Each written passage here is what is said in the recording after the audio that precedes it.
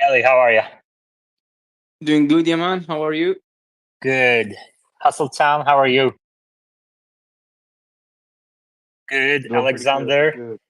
Welcome, everybody. Welcome to the Thursday edition of Tesla Live. If you're watching this on YouTube, please let me know how the audio quality is in live chat. And also, please scroll up to the top of your screens and like the video.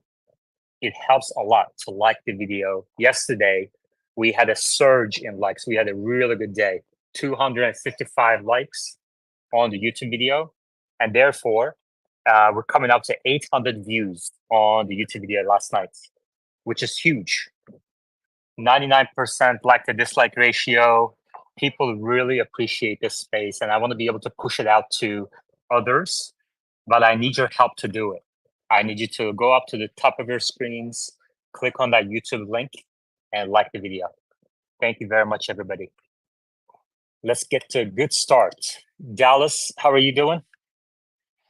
I'm good. I'm testing Summon right now in a pretty busy parking lot. So good day. Are you in the car?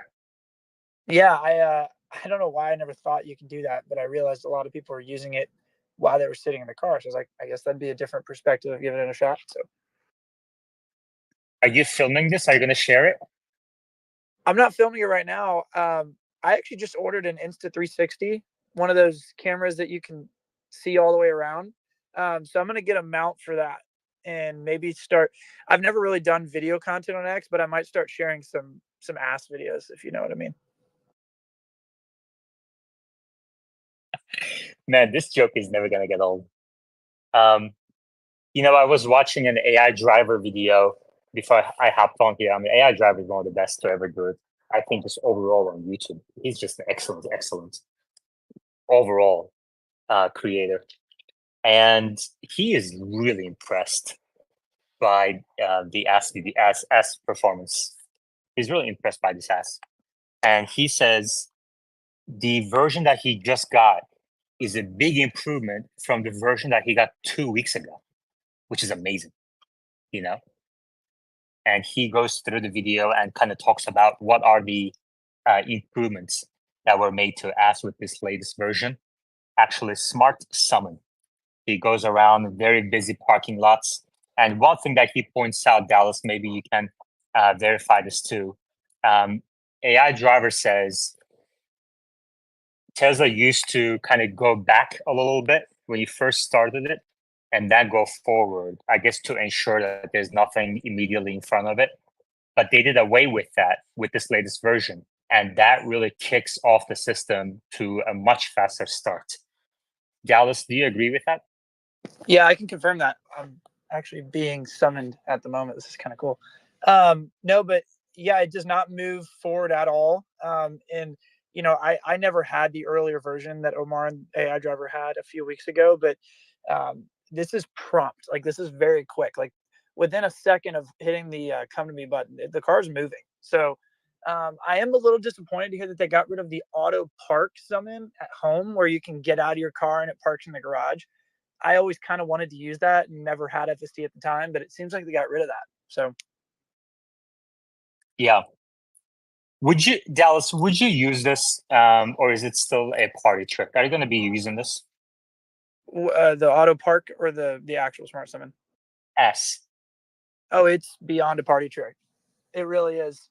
The only limitation at this point is the speed, which I can tell is set obviously by their choosing. I mean, it's capable of going faster, but the only downside of it is that it just moves a little too slow. And obviously, we've beat to death the fact that it takes curbs a little close for comfort. But if they'd speed it up, which I think they will over time, I mean, it's unbelievable. Okay. How many times, let's say, for example, how many times have you tested this, first of all? 5 or 6 good tests, but yeah, under 12 at this point. Okay. How many times did it successfully completed from the beginning to the end without you having to disengage? Every single one so far. I haven't gone through any crazy gauntlets yet, like Costco. I think I'm going to give that a shot over the weekend. But yeah, everything I've thrown at it so far worked great. And people look at you like you're crazy because my car doesn't have the darkest tint in the world, so they can still see inside, and it's hilarious, people's reaction. Yeah, that was part of AI driver's video too. He was showing other people's reaction, and he also has audio, obviously, and he was kind of airing that too a little bit. And yeah, people are really shocked about it. It is kind of interesting that in just 2 weeks, actually, Smart Summon improved so much. I think that is very telling. Dallas, we need more data, more specifics. Where it's struggling, where it's succeeding, etc. More data, more specific data, the better, so that we can measure progress over time. Absolutely.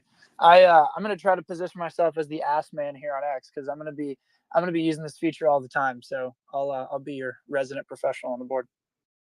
Okay, sounds good. And I'm going to refer to you as the ass man from now on, so that it catches on. Did you watch Seinfeld a lot? Yeah, I watched a little bit. More of How old are you, by the way? Do you mind sharing your age? Yeah, I'm 28. 28. Okay. Yeah, I mean, Seinfeld is usually folks in there for the millennials, but okay. Scott? Yeah, I have it on my Model S, and I did a few tests. I actually am like Dallas. I think that's who was talking. I plan to use it as much as I can. It worked really well for me, and I was at the gym. I had it parked, and I posted a video about it too. But it came right up to me, and as it was coming up, a guy was walking up to the gym, and who I had never met before, and he was like, "Oh yeah, I heard about this on YouTube, and I was watching some videos. It's really cool." And what I thought was very interesting is he said that this is a game changer. This is really going to change things. And I said, I 100% agree. So I just thought it was interesting how, you know, this is getting out there. A lot of people know about it. And that same day, I was at Best Buy, and I went in to get the new GoPro 13. What was it?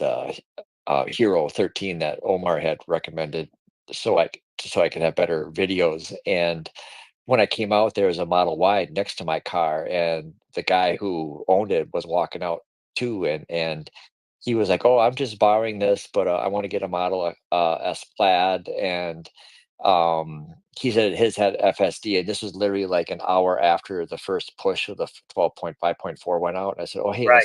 let's see if yours has it." And he did get it downloaded. So anyway, I thought that was pretty Okay, good.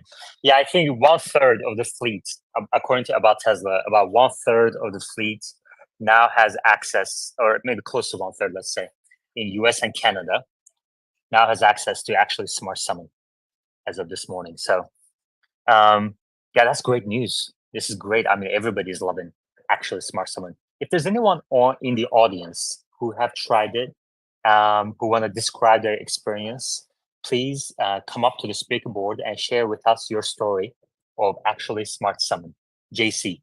And before JC, for those of you who just joined, please scroll up to the top of your screens, click that YouTube link, and like the video, because it really, really helps. Yes, I mean, I see it immediately in the data. Once you like the video, it pushes out to new viewers. Yesterday's video is about 800 views, which is double what we were getting 2 weeks ago. That's incredible. And all because of likes. So I really appreciate it if people give it a like. JC, go ahead. Yeah, Yaman, absolutely. And I noticed that you got above, I think you got 254 likes on yesterday's YouTube. So just so you know, I made a special FSD video, both in commemoration of you getting above 250 likes. And I shouted out Alexander for all the headwinds he's got in Sweden and the EU. So let's just put it this way. The music is a special shout out to the country of Sweden and the EU to get their act together. So I'll leave it there. It should be uploading here pretty soon. So let's get to actually Smart Summon. It is Dallas is absolutely spot on. It is fantastic. I've used it for 2 days now. I actually uploaded a video on Monday, as well as, or excuse me, Tuesday, as well as yesterday. So yesterday was probably the best. I went to HEB here in Houston, Texas, and to Costco, and I did 5 test runs with it, and it is absolutely amazing. It's everything Dallas said. It's a little bit slow. It's like 6 miles an hour, whereas most of the traffic in an HEB or Costco parking lot's probably in the 8 to 10 range. But what I did, Dallas, is I rolled the windows down like AI driver did so that I could capture any reactions or comments or honks. There were 0 honks. Interestingly, there wasn't anybody going like, "Hey, there's no driver in there." But there were 2 people that waved at the car when it let them go, and they didn't even realize there was nobody in it. Everybody was just walking around the thing, not even looking. So Yaman, I've got the video uploaded on it. I uploaded it last night. I can, if you want me to, I can send it to you later, or maybe during this. But yeah, it's about an 8-minute video. All it is 5 different test runs with Ass.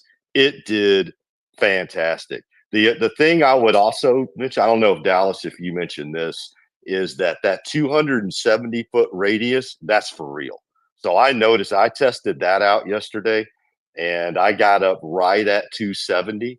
And as soon as I went to 271, you're out of range. So, but within 270 feet, Yaman, it's literally perfect. I would say right now, the only thing is it's maybe 2 to 3 miles per hour slower than what a typical experienced adult would do in a parking lot. All right. Thank you very much, JC. That's great insights. And in YouTube live chat, Dana, who's also in the audience here, Dana Chandler says, going to try Ass after work today. I'm in a parking garage, so I'm not sure how it will go. So we'll hear from Dana as well. And if you want to see JC's video, you can follow him and check out his video. And Dallas is also starting to record videos as well. All right, this is great. We're gonna get a lot of ads in this space. Dallas, you had your hand up? Yeah, and I would say for anyone who's cautious, and a lot of people are, just because I know how people are with their Teslas. I'm the same way. I've got the mag back covers on my wheels and everything like that.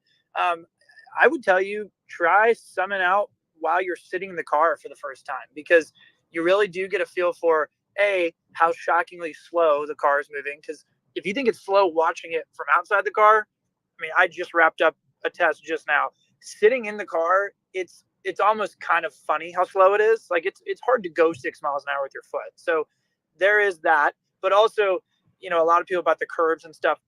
It gets close, but turn on those B-pillar cameras on your screen while it's being summoned in the car, and you can see. I mean, there's ample room. So go through it one time in the car to get yourself comfortable with it, and then after that, you should be fine. Dallas, did you ever have to disengage because you felt it was a little too close to the curb? No, I haven't yet.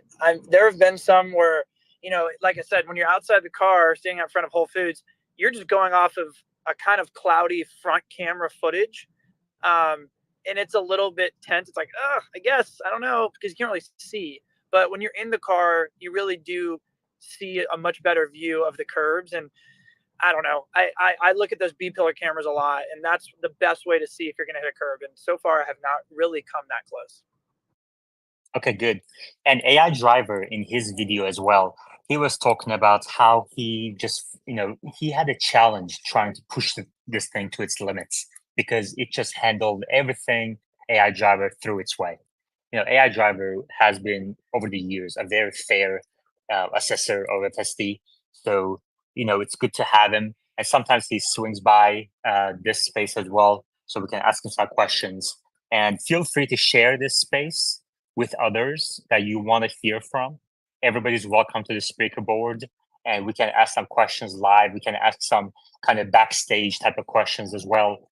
And we now have 3 Ask testers in here. So Dallas, the Ask Man, and JC as well. Anybody else who have Ask?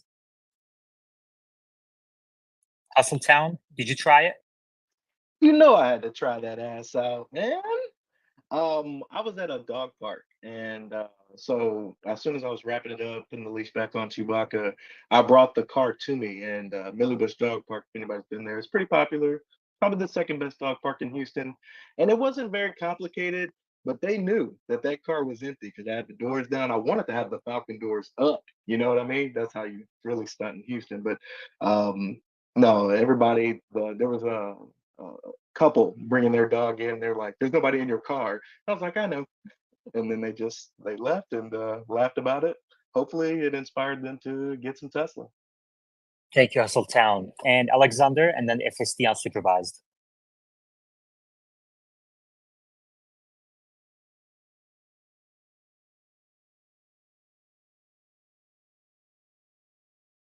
Can you guys hear Alexander? Okay, FSD. No. Yeah, I just wanted to say I did a video uploaded to X yesterday, and it works great in the parking lot. It was a parking lot I used where there was no cars in it, just to be for sure. But now I've done it at work like 20 times to show it off, and it's perfect. And our parking lot is jam packed.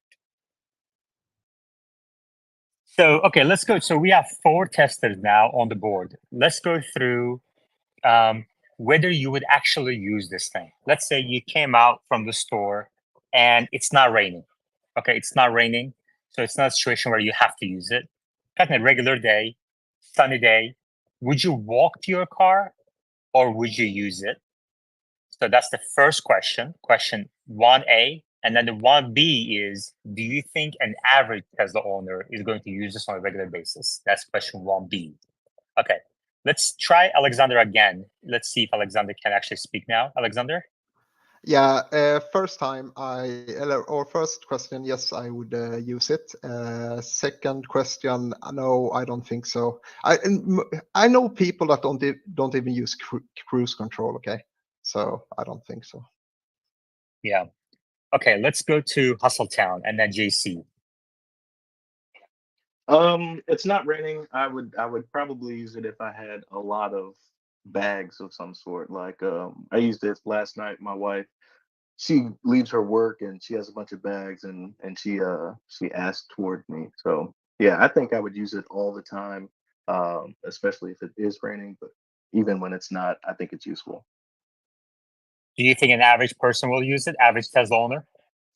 No, I don't think so. Not until they absolutely have to. My wife, she didn't want to use it until I made her, and now I think she's going to start using it more. It's just about opportunity and whether or not it's feasible. Once they do use it, though, I think it'll become more commonplace. Okay, very good. We are off to a great start on YouTube. We have very high number of concurrent viewers right now from the beginning, and it's all because of your likes. I see it in the data immediately. Number of views go up, engagement goes up. I mean, average duration goes up. Everything goes up once you like the video. So please, even if you're listening to this on X, one great free way of helping this space out is to scroll up to the top of our page, click that YouTube link, and click that like button. Whether you listen to it there or here, that's up to you. Everyone has their preferred platform, but the like supports this channel on every platform. Thank you. Dallas? Yeah, before we wrap up the conversation on Ask, I think to answer your question just there, yesterday was the most perfect textbook example as to why I would use Ask. And I had my kid with me in a stroller, and I had a cart full of groceries. Well, my car was, towards the back of the lot. And that was the time where I was like, wait a second, this is actually a useful case. Is it a time saver when you don't have, anything with you? You're just running into a store? Not currently, because the car moves so slow. But weird cases like that where you have a kid with you or it's raining, it's 100% going to be useful down the road. The average user probably won't use it, but Teslas are so stretched out now in the market with not just Tesla fanboys owning them anymore. There's normal people who own these cars now. So I would say probably not for that. Is there anyone on the speaker board waiting for us? You just frustrated you haven't gotten us. Okay, Ellie? My Model 3, my new Model 3 I just bought does not have it. I'm still at 12.3.6, but the S does. Okay, I mean, you got one ass at least. Don't be so greedy. I'm Ellie? not. I'm patiently waiting. No, I was Okay. about to say that obviously I don't have ass. I'm not in the US, but I just wanted to point out the fact that also I'm not trying to be sexist, but young women coming out of parking lot or malls in the dark, like it's a safe feature, having the car coming to get young adults instead of just going in the dark. That's just an amazing feature. That is a great point, Ellie, and one I haven't heard before. Thank you very much for bringing that up. It can actually be a safety feature for, let's say, I mean, for everybody really, but also for female owners. Scott. So I was going to say, it's coming in the fall. I'm in a cold weather climate, so I do think, as this keeps getting better, that people hate having to go out in the cold or the rain, that they may use it more. So maybe not at first, but as it keeps getting more popular, I do think that people will use it more. Alexander. It's literally the coolest car party trick you can have. Okay, but you're calling it a party trick still. Is it a party trick still?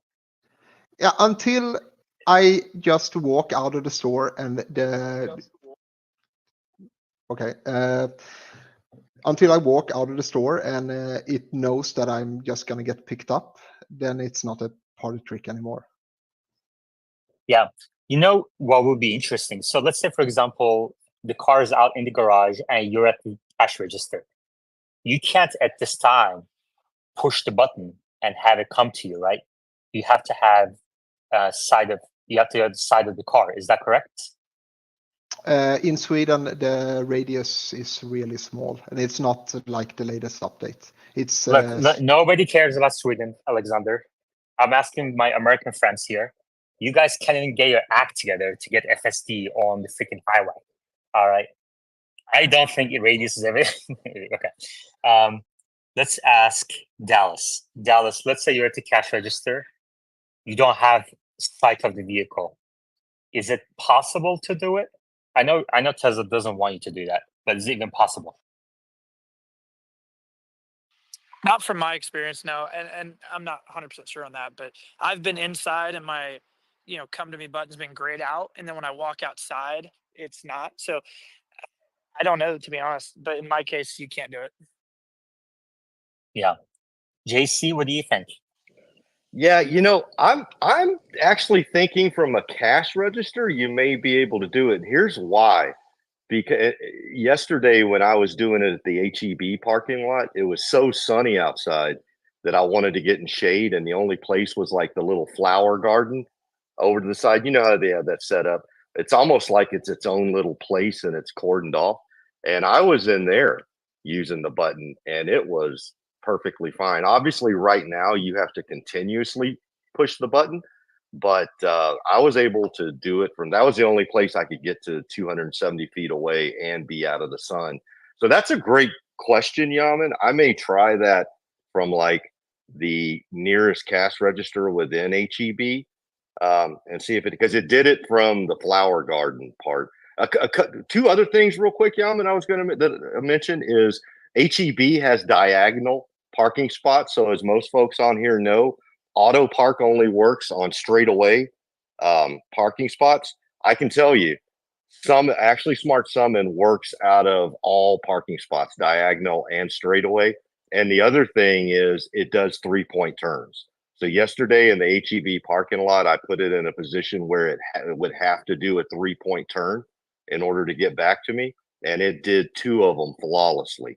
No honks at all. Very good. Very good. Yeah, Alexander's insight was very valuable there. He said, until it knows I'm going to come and picks me up, and I don't have to wait there holding my thumb down on the phone, then it's probably not going to be mass adoption. But that's just a matter of obviously just kind of like, I don't think the challenge involved with that is that material compared to what they have already accomplished. I mean, AI driver's video, he is kind of singing its praises, Alexander, you had your hand up? Yeah, I just wanted to say I can see in front of me JC's car just going through the store window to pick him up. Nice. JC?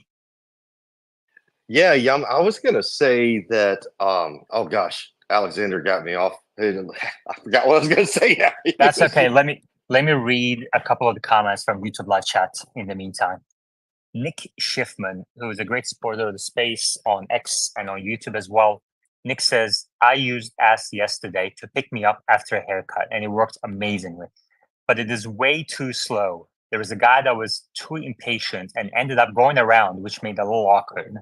But when they speed it up a little bit, it will be perfect. Videos coming soon, Nick says. JC?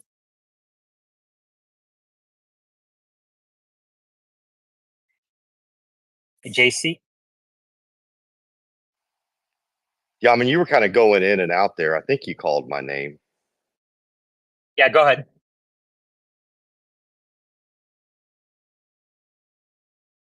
Okay, FSD unsupervised.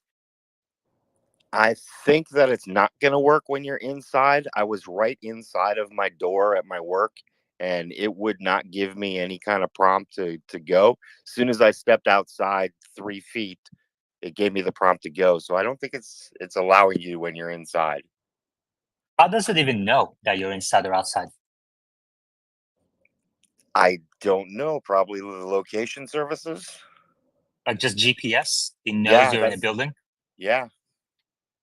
Okay. JC? Yeah, I think going to the part about like what it can do, I think these are arbitrary things that Tesla has put on it at this point, right? I think the 270-foot radius is an arbitrary thing that Tesla has put on it as a governor. And I honestly think some of the GPS stuff is probably that, just to be safe right now, because like you said, like Dallas said, I still think I agree with him. Although I would definitely use it, I would still kind of put it in the party trick category only because of the arbitrary governors that Tesla has put on it at this point. Great point. Great point. The other thing AI Driver pointed out in his video is that if you're even close to a public road, it will not work. It will just stop working. And in that case, you'll have to go and rescue the car. So Tesla's extremely cautious about where you get asked and where you don't. Alexander? Yeah, I have a stupid idea. Can somebody try to GPS spoof their phone and see if it works? Yeah, I don't know how and let's not recommend things that Tesla doesn't want people to do. But yeah. FSD unsupervised. I don't find it a party favor because it rains in Florida all the time. I've already used it twice during these rainstorms because of the hurricane. So it's great for me. Okay, great. All right, so FSD unsupervised says it's not necessarily just a party trick. If it's raining, for example, it's useful. Maybe in the meantime, while Tesla is collecting more data and validating the software works well, fixing any edge cases that may be there still, and that speed it up. In the meantime, do you guys think this will drive sales for Teslas? Do you think people, even as a party trick, using actually smart summon in parking lots will lead to more sales for Tesla? Ellie, let's start with you. Well, I think it will definitely do the job because, as somebody said yesterday, imagine a potential customer coming to the Tesla shop and then, going out to the ride, the car coming to you, without saying anything, the car is coming to pick you up and then you go for your ride.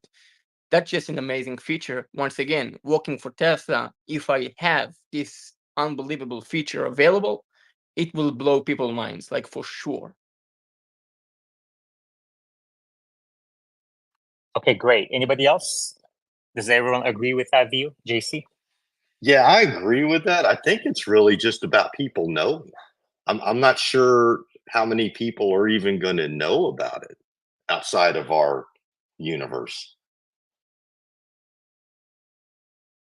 Well, one way to let people know is to share this space because we talk about actually smart someone almost on a daily basis now. So share the space, whether it's on X or YouTube, with your friends. Tell them to subscribe and like the video. Right now, we are up to 66 likes, which is incredible turnout in the first half. We are on track to beat yesterday's record of 255 likes. Alexander, did you have your hand up? Yeah, I still think it's a bit of a niche, and obviously a niche can sell a car, but it won't be material, I don't think. Ellie. If I may respond to Alexander, just another point of view, maybe just another side of it. Alexander, let me tell you, coming from Israel, we have so many Chinese cars. Imagine being us, every one of us here in this space, hearing all this amazing stuff, experiencing FSD and all that stuff, and then go to work, explain people how Tesla, like how beautiful the car is, how amazing the car is, how safe and everything. And then by the end of the sentence, after like 20 minutes with the customer will tell you, I think I will go with Xpeng. And then you will tell him, okay, let me show you something. Let's go out. Let me bring the car to you from like 100 meter away, 85, 80 meter.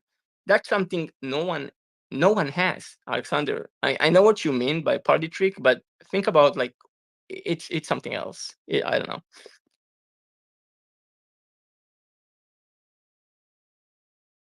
All right. It's free floater. Go ahead. Yeah. I was trying it yesterday, and don't get me wrong, I love the technology, but for me, it's definitely a party trick. I I would rather walk in the rain than wait and hassle with my phone, trying to mess with my phone in the rain. I don't know. That's just me. Okay, thank you. Your sound quality is a little low, so I'm gonna move you down. But thank you very much for sharing your opinion. So I think he's in the now rain. yes. um, yeah, I mean it's fine. We're not always gonna have perfect sound quality, but sometimes when people are new speakers, they just don't know how the voice isolation works and all that stuff, which is fine. Part of the charm of the space is that anybody can come in and talk about anything. You know, I really like that. Like that is not replicable anywhere else. You can't do it on YouTube. You can't do it on the StreamYard. Nobody can just like at a whim request to speak, and I really, really appreciate that. I mean, I met so many new people that I didn't even realize they were part of the Tesla community. I mean, I would say most of the people on the speakable right now I met through Tesla Live. Isn't it amazing? That's incredible. All right, let's go to Dallas. Did you have your hand up? No, I'm good. Robert, welcome. Hey, Yaman. Thanks, man. Just a story I just wanted to share with everyone. I posted a picture of my friend's Model Y towing a World War II pack howitzer for a change of command ceremony in New York City.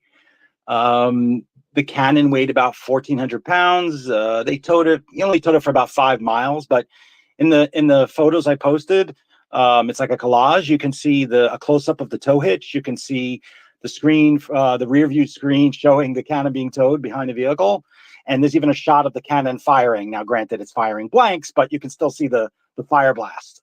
So this was really cool. All of the officers there, my friend tells me, their mouths dropped when he pulled up with the cannon, and they said it was the coolest thing they'd seen, and they didn't even know that a Tesla could tow. So just wanted to share that. Thank you very much, Robert. Stay on the board for a second. Alexander? That was in the US, right? I'm just checking. New York City. Yeah, Yes. I kind of figured that. All right, perfect. Robert, did you get asked yet? I did not. I'm still waiting for my fat ass, PHAT ass. Not yet. Okay. Would you like to make an appeal to the Tesla AI team that may be listening? Why you should get it? Well, I am truly an ass man. I really am. I always have been. You could ask my wife. It's partly why I married her. Married 30 years, and I attribute that to ass. So, for the true ass man, please, Tesla, grant me that ass. Okay. If the ass gods have heard you, I hope that you get ass sometime tonight or this weekend. Yeah, okay, great. All right. Man, this is amazing.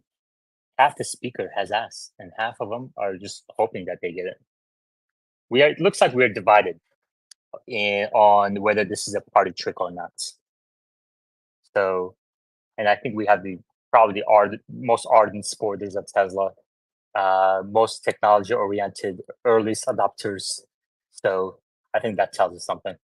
Eventually, I think Tesla will have to speed up actually Smart Summon. If Tesla can speed up Smart Summon, then it's going to be something special.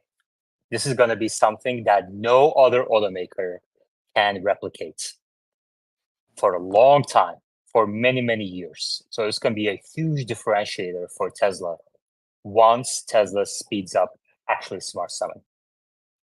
Fix it. Go ahead. Since Omar is not here, I guess you can come up the speaker board. Well, I was going to ask two questions. One, how many more ass jokes are we going to say? And two, I don't have any of the updates yet except for 12.5.2, and Omar said that we had pretty much everything was done except for 2 items. So could you guys elaborate on when we're going to get the rest of those items that most of us don't have yet? Yeah, so I think, sorry, what's the first question again? How many, I don't, like Omar said something that everything was done on that checklist that Tesla put out except for 2 items. So I don't have 12. No, that was the second question. What's the first question? Oh, when are we going to stop with all the ass jokes? Oh, yeah, I don't think ass jokes are ever going to get old. I love it. And since this is my space, it's going to continue. And then secondly, the way people define the rollouts against that list is even if it goes out to any third-party customers, a lot of people assume or say that, decide to conclude that it's rolled out. So they check it off the list. I define a little differently. I define it as majority of the eligible fleets. So as of today, according to About Tesla, it appears that about 2025, maybe let's say 1/3 of the eligible fleet has actually Smart Summon. So, I think that's sufficient for most people to check it off the list. I try to be a bit more conservative on that front. Let me ask you about that 1/3 stuff, because something I don't understand is like, where are you guys just getting your numbers from? Is that 1 or 2 companies that promote? Like, do you have to subscribe to them? Is that? I'm trying to figure out how accurate is that percentage of what's being rolled out, because I don't have my car subscribed with anybody. So how do they take accounts like mine into consideration when people don't subscribe to these platforms that show what's being rolled out, what's not being rolled out? Yeah, obviously these, one of them is TSLA, and obviously not every car is going to subscribe to them. There's a whole variety of hardware versions, model types, geographies. I think it's diverse enough to give us a good gauge. Whether it's 20%, 21%, I couldn't care less. But it looks like 20, 30% has it, and that's good enough information for our purposes here. Okay, thank you for being nice and not kicking me off with the 10 words is the lesson. I hope I see you tonight on MySpace. Yeah, that's probably not going to happen until you start being nice to Omar.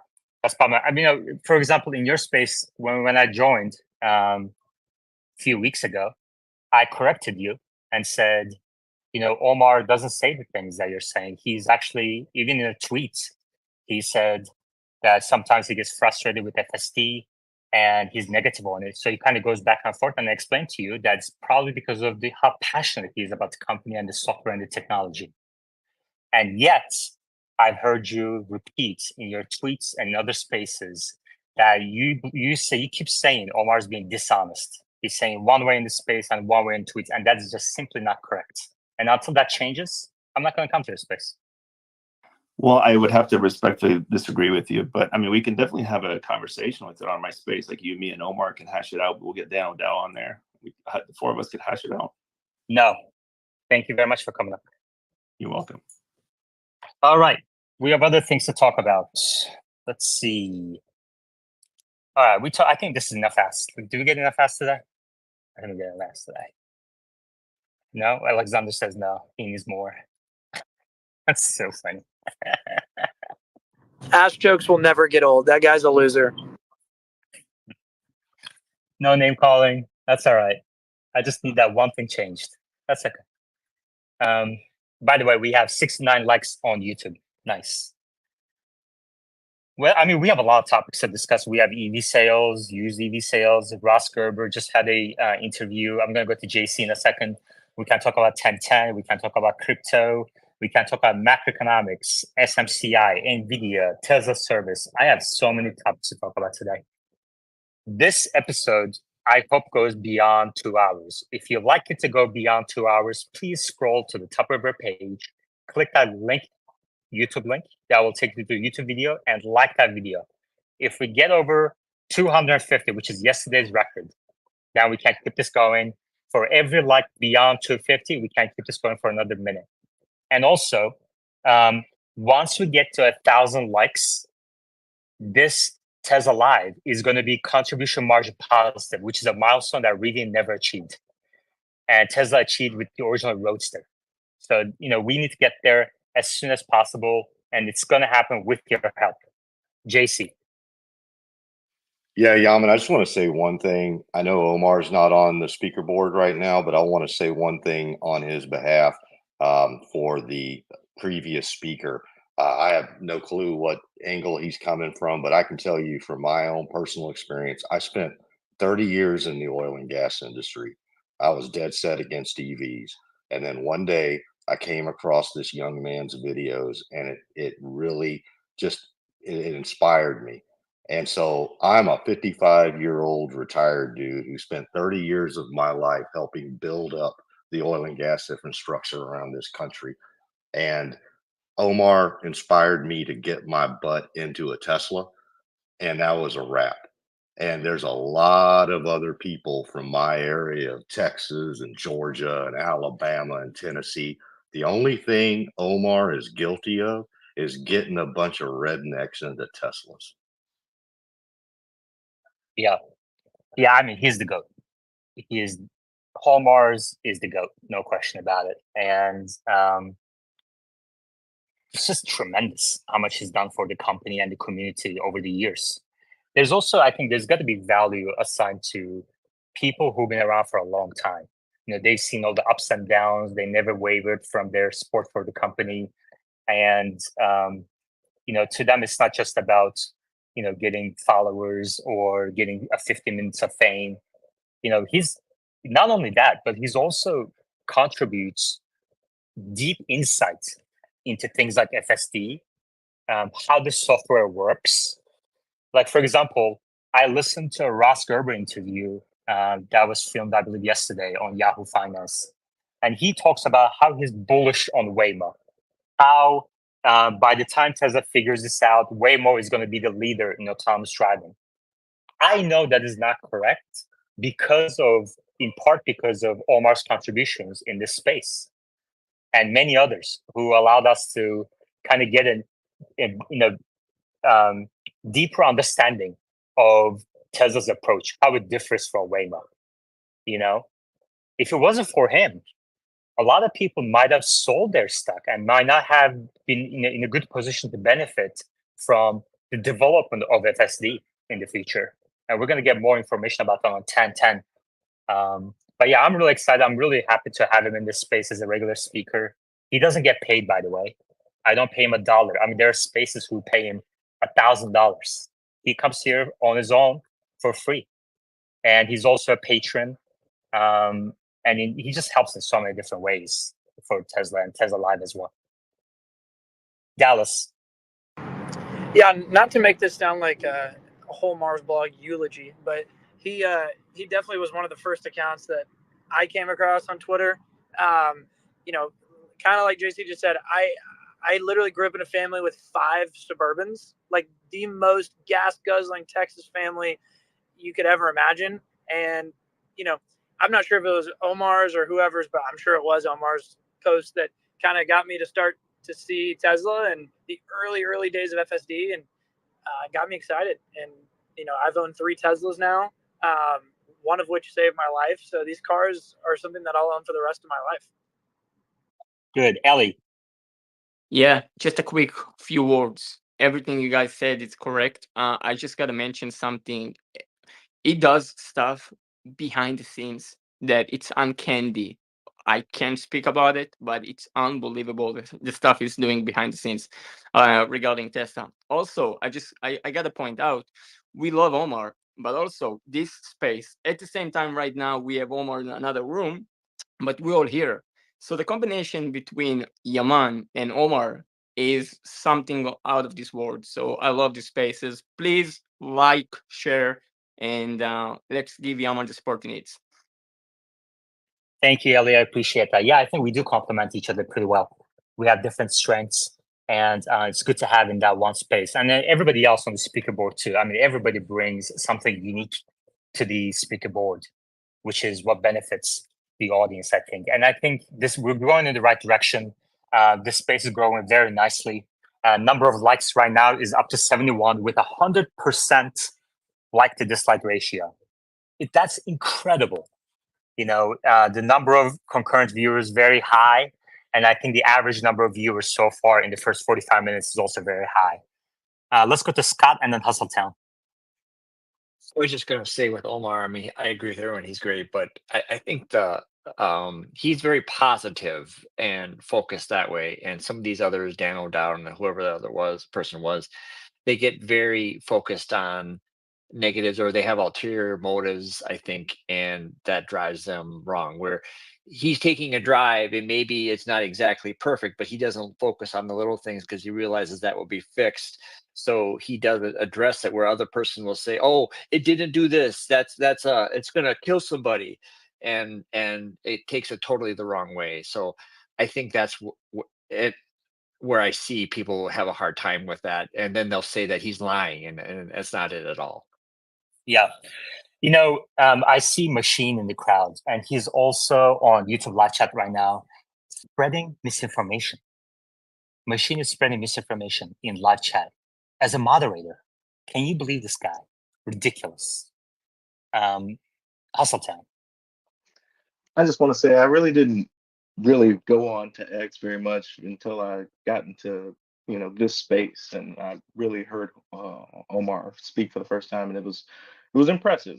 But as far as where he's at now, or what space he's in now, this space has been truly transformative for me, and my hunger strike continues. I mean, we've got a lot of likes right now, but if we can get back over to 220, 230, I'll go another 24 hours without eating. I'm already at 65 hours. Come on, let's do it. Yeah, man, we have about 75 likes now. And what's really encouraging to me is that there are people who are tracking number of likes that the space gets. That's amazing, just goes to show how passionate they are. And man, I don't want to go to Machine. Alexander?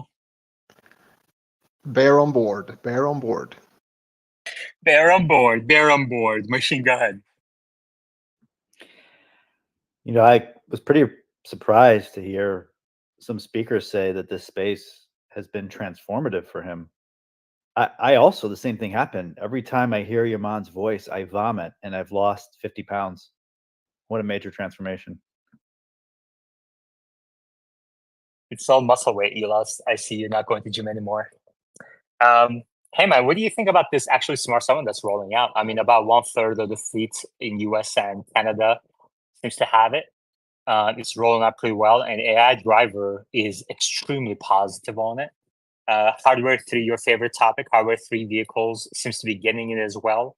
What are your kind of overall thoughts? Are you becoming more bullish about this technology? It's a nice parlor trick. But I will say it at least is a feature that would be needed for a true robotaxi. So I think it's a incremental improvement. It's nice to see. Yeah, I think it's a distraction from focusing on the ultimate goal of really getting a high fidelity model that doesn't get in accidents, and we're still a ways away from that. But on the side there, for the simple minds, it's a nice appeasing trick. You can go chat with your buddies, have a beer in the backyard, talk about your transformational experience watching YouTube, or hitting a button on your app to watch your car move around the parking lot. It's really transformational, especially for people in Austin who have nothing else to do. It makes perfect sense. You're saying those things, but we have FSD unsupervised on the board who said before you joined, the more people join the space, the longer they stay, the smarter they seem to be. And FSD unsupervised has a better understanding of actually smartphone than you do. He actually uses it. He said, when it's raining outside, it's not a party trick. He said, I use it for value add. What have you done in your life that adds value? I do believe it. I believe it can add value when it's raining. And in Florida, they have hurricanes. So I suggest to FSD unsupervised that he stays in the path of the hurricane and test out an 80-mile-an-hour winds in a big parking lot with no trees around, thunder and lightning. Stand in the middle of the parking lot under a little tree and see if you can get your car to drive over to you and see what happens. Yeah, The sarcasm is real. Machine. Yeah, Machine, your mom is in live chat. Says she likes ass.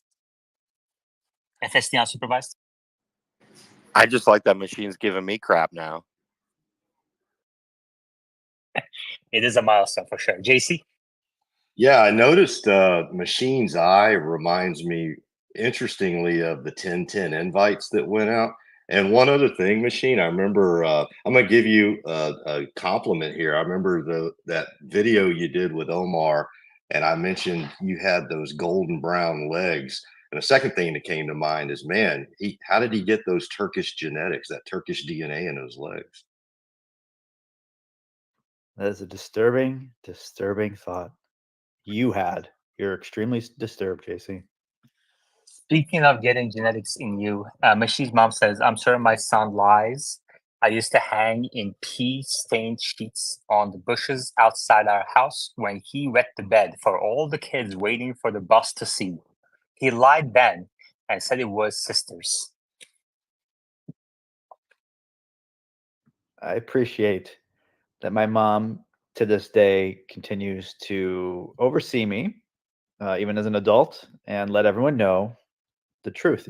Truth is important in social media, so I'm glad my mom is around. Hi, Mom. If you'd like to say hi to Machine's mom and either chat with her, please head over to YouTube live chat through the link at the top of our screens. And don't forget to like the video. All right, let's see. James. Hey, guys.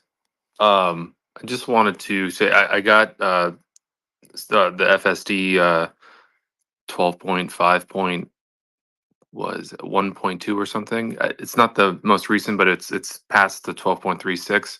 And I had an issue with mine when it first installed. It was saying my cameras needed service before I could use FSD, and then I quickly realized that maybe they just needed to be recalibrated. So I put it in service mode, recalibrated them, and it works fine. And 12.5 is working pretty great in my hardware 3. Why? I think it's probably because I have a slight lift on my Model Y, and I have aftermarket wheels that also are like an inch bigger than stock, and so the tilt of the front camera was off. So if anyone has issues like that, just know that recalibrating the cameras works. Okay, perfect. That's good information, James. Thank you very much. I'm going to keep that in mind. And if somebody brings it up again. So if anybody has lifts or aftermarket tires, something kind of unique about the car that you didn't get from Tesla, recalibrate your cameras. Your FSD will work better. Thank you, James. Edward, and then Machine's comments on this software update going out to hardware 3. Let's hear it. Edward? Yeah, I got to push back a little bit on Machine as far as the ass. Okay, there's a lot of people that want the ass, and for specifics, people with canes, with crutches, with walkers, with wheelchairs, these type of things are huge. I literally drove 10 people this week that they needed that feature on their car. So don't just think it's super trivial, because now you're just discounting all those people in that population. Exactly. Machine is one of those people who believes the world is just like him, blonde, with strong calves, living in sunny California. And brown Turkish legs. Yeah, exactly. Edward, nice profile picture change, by the way. I love it. All right, let's Machine, how much time do you have? Well, listen, I actually wanted to mention before that the calves are very important, and actually, that's something that all obese people have too, is massive calves. And I was going to mention that Smart Summon is going to be great for all of Middle America. Obesity is continuing to rise, and people can barely walk anymore, and they choose not to. So I'm sure all you people in the Midwest are very excited to walk even less. All right, is there another part of the population you would like to offend before I can ask you some questions? Do you want me to speak about the Middle East? I can certainly make generalizations there. Whoever you want, Middle East, Sweden. Did you know that Sweden is blocking FSD in Europe? Well, it's surprising. Sweden, who's had a lot of influx of refugees from the last 20, 30 years, is more willing to block FSD than they are immigration that's causing crime in their country. So interesting choices, Sweden. Interesting choice, Alexander, since you're the representative. Yeah, did you know that the Swedish sea eagle is actually a bit bigger than the American bald eagle? Did you know that?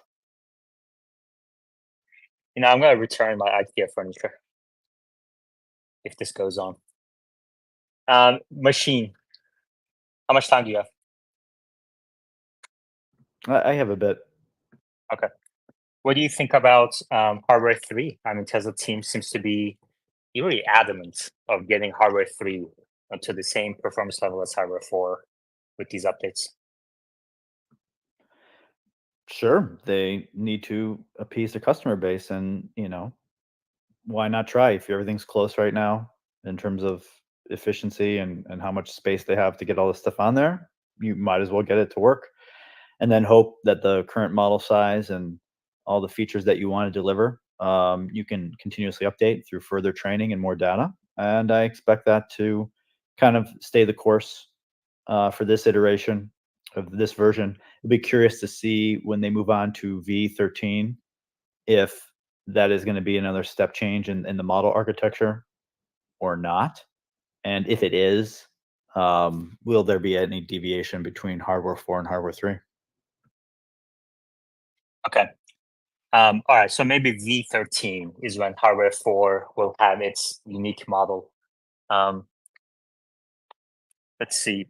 Are you tracking used Tesla values? Used Model 3 values seem to be going down pretty fast. You can now get a used Model 3 with FSD for $15,000. Reasonable miles, so 97,000 miles or so from Tesla itself, which is incredible. What are your kind of general views, Machine, on used Tesla values? I haven't tracked the Tesla website officially, just the used car market, and I see mostly flatlining. I mean, it had declined again the last month or so. Now you see a bifurcation between different vehicles. The Model Y versus the Model 3 aren't acting exactly the same, which is interesting. Historically, they're very strongly correlated. So that's a bit interesting that we have a little downtick in Model Y and an uptick in Model 3 prices over the last 2 months. So I don't know how to explain that other than maybe I don't know. Someone else could probably explain. I find that interesting, and maybe it's a signal that they are near the bottom, and there's more efficient price discovery happening because there's not more obvious give. So I would think we're kind of near the bottom, especially if interest rates keep going down. But that I don't know how much they're going to go up from here. I don't know if I think Model 3 went up a little bit, but I think the direction is downward now again. So I don't think I don't think they're that different from each other. You may be right. I'm just looking at the used car gurus site, which I've tracked for 2 years, and this is the first time I see that on that site a decorrelation. Okay. Short. It may also be because maybe like some new Model 3s are being listed, and that would pull the average upward. Do you think that's the case? Could be. Hustletown, and I have more questions for Machine. Hustletown? I'm on the Tesla website right now. It's not showing the tax credit for the used cars like it used to. Is it something different, or have they just gone No, away it's from it's that? it's very rare that you see. It's just very rare that you see it. Most Teslas listed on the Tesla's used page are not below $25,000, or they may not meet some of the other uh, required things. Okay. Got it. I see one for 24,300, but you're probably right. It doesn't meet the other requirements. Yeah, there's a bunch of different, like model year and a bunch of other stuff. Number of owners, I think. Okay. Machine, are you still getting ready to short the stock at 270? Yeah. I don't know if it's going to happen or not, but yeah, for sure. I think production deliveries announcement, I'm going to assume that's going to be a beat. And if around that time we get a nice high stock price before the event, like I think I could short some. I think the most disturbing thing is Goldman Sachs recommending people buy calls in the stock. That is the biggest warning sign ever. Now, back a year and a half ago, there was a whole rumor. We may have talked about it a little bit. I don't think it was Goldman Sachs. It was another investment bank calling clients up, asking them to sell covered calls on their Tesla shares, and thinking, "Holy crap! Like these people are greedy and they want to buy calls." And this was before the first announcement of, I believe, Ford saying they were going to go to that NACS standard, and that big rise, right, from like 180 to 270, 280. I mean, I actually think it went near 300. And this is kind of the opposite of that, where now you have some company saying, please buy calls, some investment bank, please buy calls. So no, that's not a good sign, in my opinion. Yeah. Can you repeat? I hadn't heard about some company calling clients to say write covered calls. Which company and when was that? If I would have to take a minute to go look back up which investment bank it was. It was some major investment bank like JP Morgan calling clients up who had a lot of Tesla shares and seeing if they were interested in starting to sell covered calls. When? And this is May 2023. And people on the Tesla Motors Club, even multiple people saying this was happening to them, people who had a lot of shares. And that was, certainly a bullish indicator at the time to me. Not that and I held a lot of Tesla calls at that point, but maybe not as I would have held longer or something. But anyways, yeah, this was a distinct event I remember from May. Well, I mean, it's only 230. I mean, the stock is higher today from then, but it did go down quite a. So May 2023. Yeah, May 2023, the stock was like in the 180s, and it went, as you remember, after the NACS, there was a massive rise. Yeah. So they knew about NACS announcements. That's what I'm getting at, I think, at that time. I don't know. Maybe. Yeah, of course you didn't know. That's why I'm here to provide real information. You just host. I provide the information. Everyone else listens and says, "Oh, machine, we don't have a space without machine." And that's why you have to beg everyone to smash the like button. I'll tell you what, buddy, I smashed the dislike button today just for fun. I saw that. But your mom is in live chat and says, Machine also lies about his perfect SAT scores. He scored a 400, a 200 on math, and a 200 on writing. I believe your mom. Well, my mom's very stupid and exposed as a liar. Because if you would know my age, Mom, then the SAT didn't have 3 sections back in the day. And No, hold on. She said reading/writing 200. Yeah, but I know what you're talking about. She should have said verbal, right? She got caught. Yeah, he caught with her panties down again. Machine's mom. Don't speak like that for one of my members. I will defend my YouTube members to death. Okay. All right, then next topic. Let's see.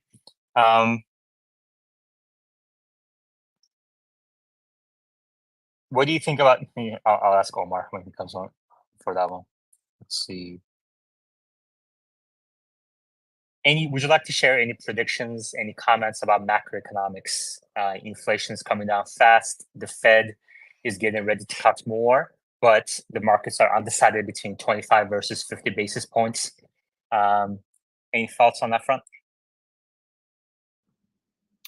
I mean, I'm going to guess they're going to go with 50 in my current state today. However, there are many things happening around the world which could change things. I mean, when we mentioned a few days ago about the port issues, that still seems to be happening, the strike.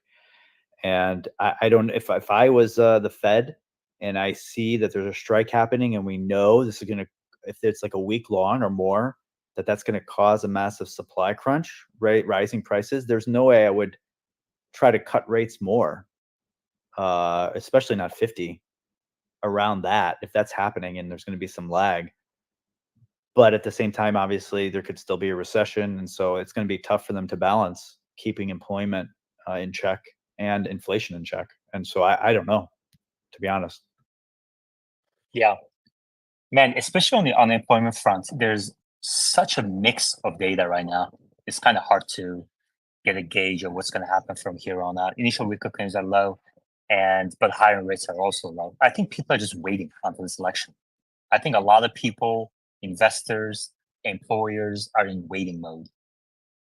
Interesting that robotaxi event is happening right around that time. Any expectations from 1010? Are you getting more bullish about FSD, robotaxis now that we're seeing this incredible? I mean, AI Driver says in the 2 weeks that he had the previous version of Actual Smart Summon to this version of Actual Smart Summon, it's a level up, he says. It changed levels. So he's very, very impressed with Actual Smart Summon. Does that change your view? Fine. No, it doesn't change my view. I need to make sure this car doesn't kill anyone when it's on the roads. Okay. And I'm not saying it is. I'm just saying statistically, this is the main thing. There's one, keep your eyes focused on the goal.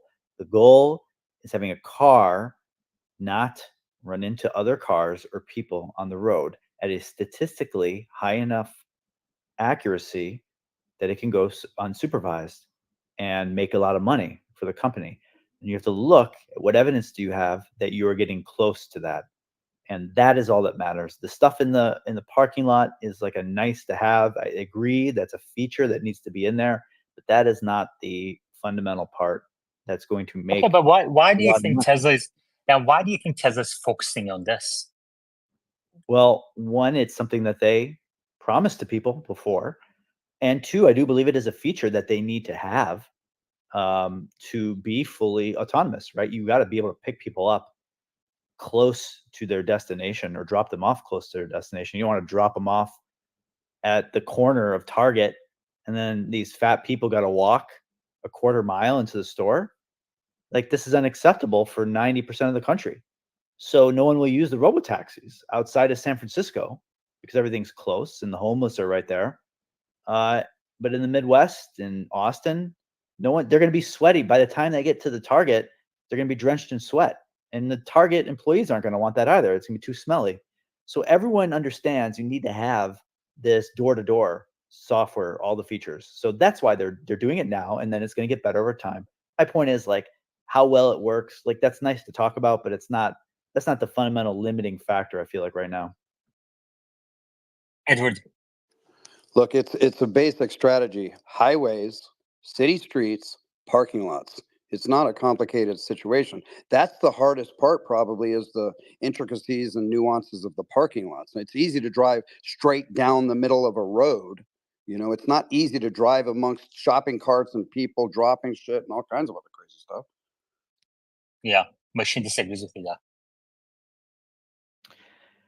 I disagree because on one hand, certainly the parking lots have a lot of unpredictability in terms of people just popping out of their cars, or, you know, strollers or shopping carts just flying out of nowhere.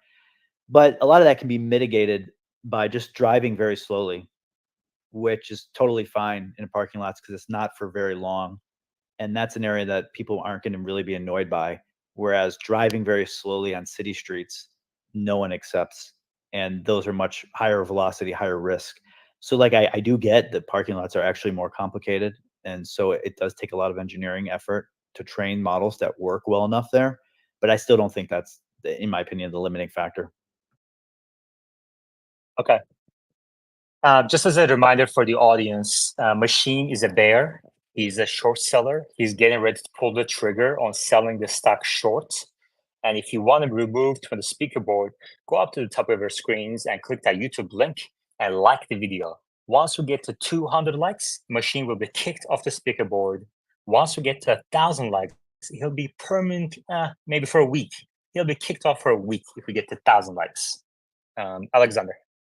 In Sweden, we didn't need likes. We just threw them out immediately.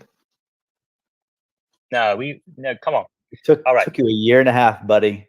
A year and a half to get me out. Okay. Machine, you had also said that SMCI will see an all-time high, and today SMCI is going through a Department of Justice investigation, I believe, and for accounting fraud. Are you getting paid by SMCI to push no, listen. their stock? When I made that prediction, which obviously in hindsight was a very, very bad prediction, that was more just on the growth of semiconductors, and that was before even the short report came out about questions about their accounting and all that. So and then not delaying reporting of their 10K form. So I've obviously stayed far away from SMCI for months, and yeah, I mean, very bad pick, and yeah, who knows where that's going. Yeah, but if you were actually doing your due diligence, you would know that SMCI went through another round of accounting issues a few years ago. So this is nothing new to them. True. That's true. Fair enough. And we also have Yoda in the crowd. If he wants to come up and defend SMCI, he's welcome to do so. Because he recommended NVIDIA to buy SMCI. Machine, do you have NVIDIA shares? No, currently I'm just managing around index funds or leverage index funds. That's somebody asked me today, ask Machine how his short on QQQ going. It's fine. I mean, I'm down a little bit, I guess, if I could check here, but yeah, I'm down a bit, maybe like 1% or 2%. I mean, that's, not going to time things perfectly. We'll see what PCE report is coming out tomorrow. That could be a boost to the market. And if it does, I probably will short more. I'm not, it's not like I'm fully short my whole account. I'm probably like halfway or something. So, I mean, what's causing you to short? Can you remind me in one sentence, why are you shorting the market? Because like, for example, today, I mean, I personally expect employment market to deteriorate further. But in the last few weeks, initial weekly claims have actually come down lower than expected. So there's not much firings going on, layoffs going on. So why are you negative on the macro? I believe there's been some solid rebounds from the past top in July, and then we had that. It's been a rebound from that fear of the yen trade. We're not back up to all-time highs on NASDAQ. I believe I have to check here, we're like, well, the all-time high was like 500 and we're at like 490. So we're a few percent away. And I just believe that if we hit all-time highs, there'll be a little correction down from there. So it's just more kind of technical that there's been a rise. And I do believe my main stimulus of 2 reasons that I believe there's going to inject some uncertainty in the market is, 1, election fears of Kamala Harris getting voted in if we get closer, and 2, this port strike, that both of those, one or the other, might induce a little short-term fear and correction in the market. I mean, on the port issue, I think the risk is real if it lasts more than a week, but I just don't think in an election year like this, politicians would allow that to go on and define the election. Well, I don't know if you actually read anything, but that CEO of Flexport went down a list of reasons why how much lag there is between if Biden wanted to get involved, that the lag now, even if he said today he wanted to switch his position and get involved, it would still cause the strike to last more than a week. Why? I don't remember the reasons. It's just like the processes that there has to be a review that's gone through to review everything. Machine, you accuse me of not reading things, but clearly you've read a headline and you repeat it here. You don't even understand why. And secondly, we talked about the Flexport CEO yesterday in this space. We talked for about 10, 15, 20 minutes about it. And I have notes in front of me about what he said, how it might impact. We talked about these things before you were awake, my friend. But I do give you credit that you brought this to the space's attention a couple of days before anybody else that I've heard anywhere else. So credit to you. And Peter Timball in YouTube live chat says, please keep machine. And not to boost your ego here a little bit, but after I said, if we get to 200 likes, I will remove machine. Some people actually remove their likes. Well, that's really firing back against you. You are now losing money because you tried to off me. Think about that. That means now you're going to have a weird perverse incentive to boost me in order for you to make money. That must let's not get carried away. Let's not get carried away. I know that's your wet dream, but let's not get carried away. Let's say welcome to Omar. Omar, welcome to Tesla Live. Good to have you here. First question I want to ask you, let's get started right away. Ross Gerber had a big interview on, I believe, Yahoo Finance. He says he is bullish on Waymo. He says by the time Tesla figures out FSD, Waymo and Google will dominate. What are your thoughts? Just like GM is dominating with the EV1. Yeah. Man, that was a wild interview. He went on for about 10 minutes. He says Tesla is, he basically said Tesla's a car company. They're late to the robotaxi game, and he's a Waymo bull. Machine, what do you think? Do you think by the time Tesla figures this out, Waymo will dominate here? I don't know if dominate, but there is risk that the longer it takes Tesla to actually get to unsupervised and provide true robotaxi service anywhere, Waymo will be operating robotaxi services in select urban markets, which are the largest, most profitable potentially markets in the world and in the US. If they get out to like 10 to 20 cities in 2 to 3 years from now, then there could be some inertia there that even though it's more expensive for them than a Tesla for operating costs, they could still run profitably and basically get a user base that maybe it would be hard for Tesla to pull away from that, especially if you have a known CEO that many people despise. That might become a problem. Yeah, I think that's a good segue to this next question.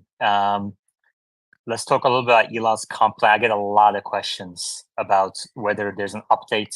But before that, Alexander? Yeah, Machine, how long do you think Tesla has before it's too late? And then I want to hear Omar's perspective on that. Great question. Yeah, that is a great question. So nice of a Swede to stand up for themselves and ask something independently. I would say I think there's still probably about 2 to 3 years, but then that's it. How did you get to that estimate? I'm just thinking about how long it would take Waymo to expand to a significant number of cities in the US and establish a strong presence. And I just think Tesla needs to kind of inject a suitable robotaxi presence by that time. And I do think in 2 to 3 years, if Tesla has the software solved and they're now producing robotaxis that'll actually be used for unsupervised FSD, which in theory they should, that if they can get those out in 100,000 vehicles let's say, for instance, across the US in urban centers, like they can quickly catch up to whatever Waymo has before Waymo has an established presence. So, but I think after 2 to 3 years, at that time, Waymo could have a significant presence and people are used to it. The media has been talking about it and just talking about Waymo, not Tesla. People are using it and just making it a bit harder for Tesla. So I think that's kind of around the timeline I think Tesla has leeway wise. Okay, good. I'm going to get Omar's perspective on this too in a second. But before that, 2 comments in the YouTube live chat I want to read. Machine's mom says, I love my son, but I love his friends more, especially Omar and Yaman.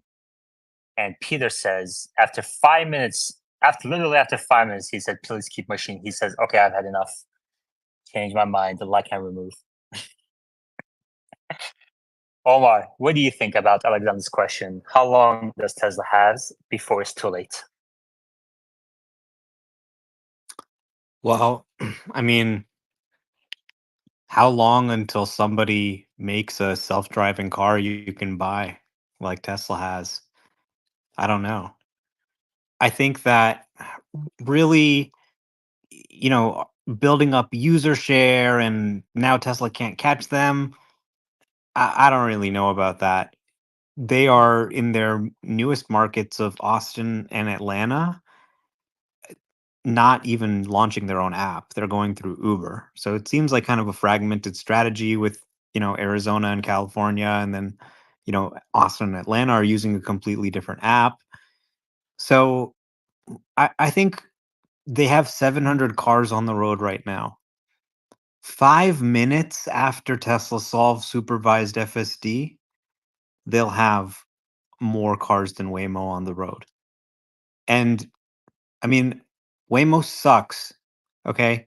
It's like a clown car, you know, coming around with its little spinning. That you want to be getting around in that? And then you get in, the driving isn't as good as the Tesla. The Tesla's starting to leapfrog it.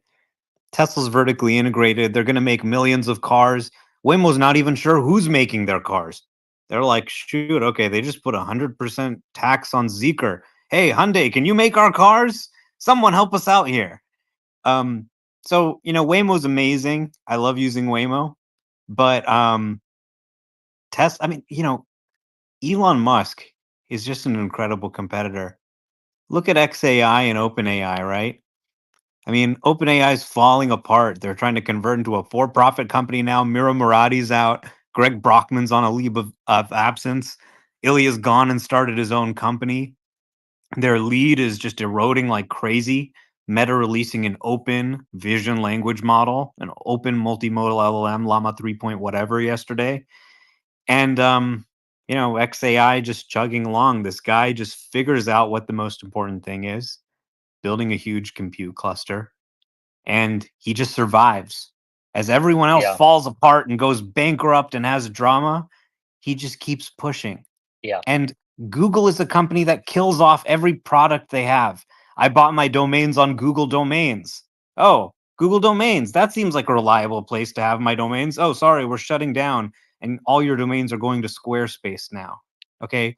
Google has never done anything other than their core web business because it's such a cash cow. Everything looks small by comparison. And Waymo's not a business. It's a science project to prove self-driving's possible.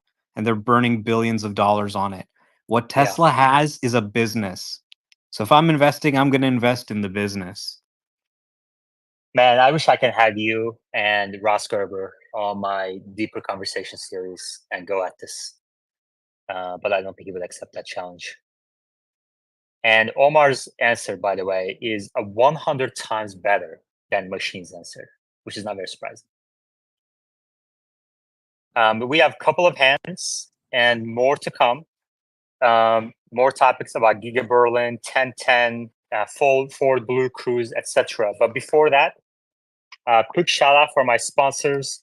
And also, in the meantime, please go up to the top of your screens, click that YouTube link, and like the video. If everyone in this space today, right now, in this moment, if everyone liked that video, we would have a record day. So 2 seconds while I read this. Tesla Live is sponsored by Joa, your go-to source for premium Tesla accessories. And because you're part of the Tesla Live community, Joa is hooking you up. Use code TSLA Live for a special discount. Second sponsor, Paymore. Paymore buys, sells, trades, and recycles electronics because Paymore believes the best technology does not have to come at the cost of our planet or your wallet. Join the Paymore revolution. Visit one of the 100 stores near you or visit paymore.com. Machine. But you won't have to pay more for machines, Mom. Yeah, exactly. You get a discount for machine. Okay, machine. You guys are all getting out of control, as usual. As soon as I come on this space again, you just try to make the same old jokes, get nothing else. And to the point that Omar had a better response, I mean, yeah, this guy spends all his waking hours on Tesla. He better have a better response than me, a normal person with a job and a real social life. Yeah, it is a much better response though, because like as you were talking, this argument about when Waymo gets to a critical mass, Tesla's just not going to be able to compete is ridiculous, because Omar started right away from the fact that Tesla sells the cars and produces millions of cars, whereas Waymo, like he said, is still trying to figure out who's going to produce the cars. And I think even on a per mile cost basis, Tesla is going to have a significant advantage when it can roll out robotaxis. So, Waymo is going to get it. Waymo has a head start, no question about it. But if you're thinking a couple steps ahead, it's a no-brainer. Tesla is ahead. Tesla's going to win the game. Edward. Yeah, I think there's a huge threat to two companies. Lyft and Uber are going to be the most destroyed by the robo-taxi network. First of all, Waymo is more like Nokia to the iPhone. I mean, Nokia still does stuff, makes phones, but they dominated and now they're done. Nobody goes to Hollywood Video or Blockbuster. I mean, if you polled everybody in here, I don't know the last time you guys are going to say you went to one of those stores. Think about it. We have Gordon Johnson on the speaker board. Gordon Johnson, welcome to the speaker. Welcome to the space again. Good to have you here. What are your thoughts going into this 1010 event? Yeah, hey Yaman, good to be back. Hope you're well. I just joined, so forgive me if anything I say has been covered. But I actually listened to one of your spaces yesterday, and I caught it. Just I fast forwarded and I turned on to the piece where Holmar's blog was talking about how great Tesla's new iteration of FSD is and how it's improved so much, and you can drive places with and not even pay attention, and that just seems like just utter nonsense. And let me explain. So AMCI Testing, who's been in the automotive business for 40 years, a lot of their studies are done under strict NDA. These studies cost anywhere from $10,000 to $250,000 a pop. Recently did one of the most extensive studies of 12.5.x using hardware for Tesla's most recent iteration of FSD. And basically what they concluded is that this is a safety disaster.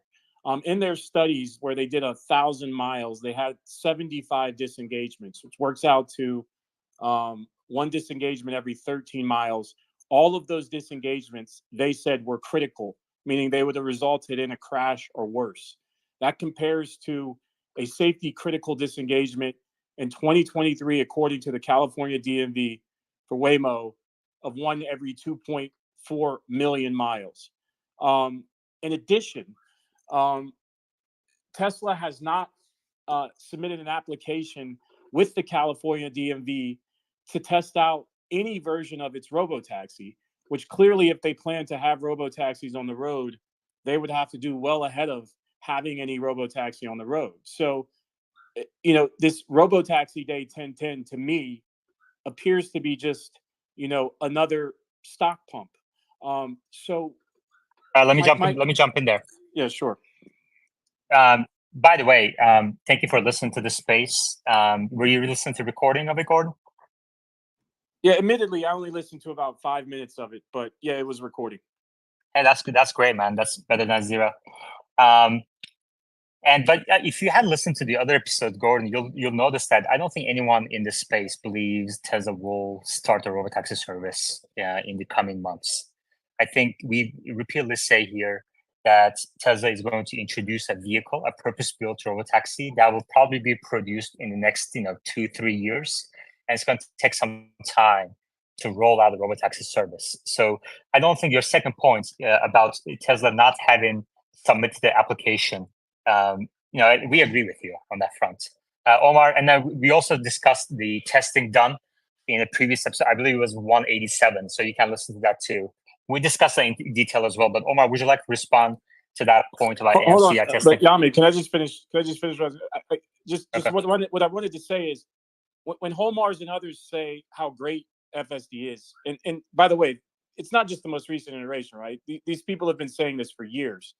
And then you have real respected independent, laboratories doing tests that show, in between charges without somebody behind the wheel, this thing would get into 27 crashes or worse. You're putting people's safety, either those behind the wheel in the Tesla car or those not in the Tesla car, at risk. And I would go as far as saying you're telling mistruths. And I just think that's wrong. Right. Well, Omar? Well, nobody's saying that it is ready to be used unsupervised. I think you said that I claim that. Nobody's saying it's ready to be used unsupervised. You can use it while you're in the car watching. Instead of having to move the wheel and pedals yourself, it can do it for you. And it makes safer driving choices. When a human's there ready to take over, they crash far less than when they're driving manually. So the Yeah, see, AMCA that's a lie, Holmars. What are you talking about?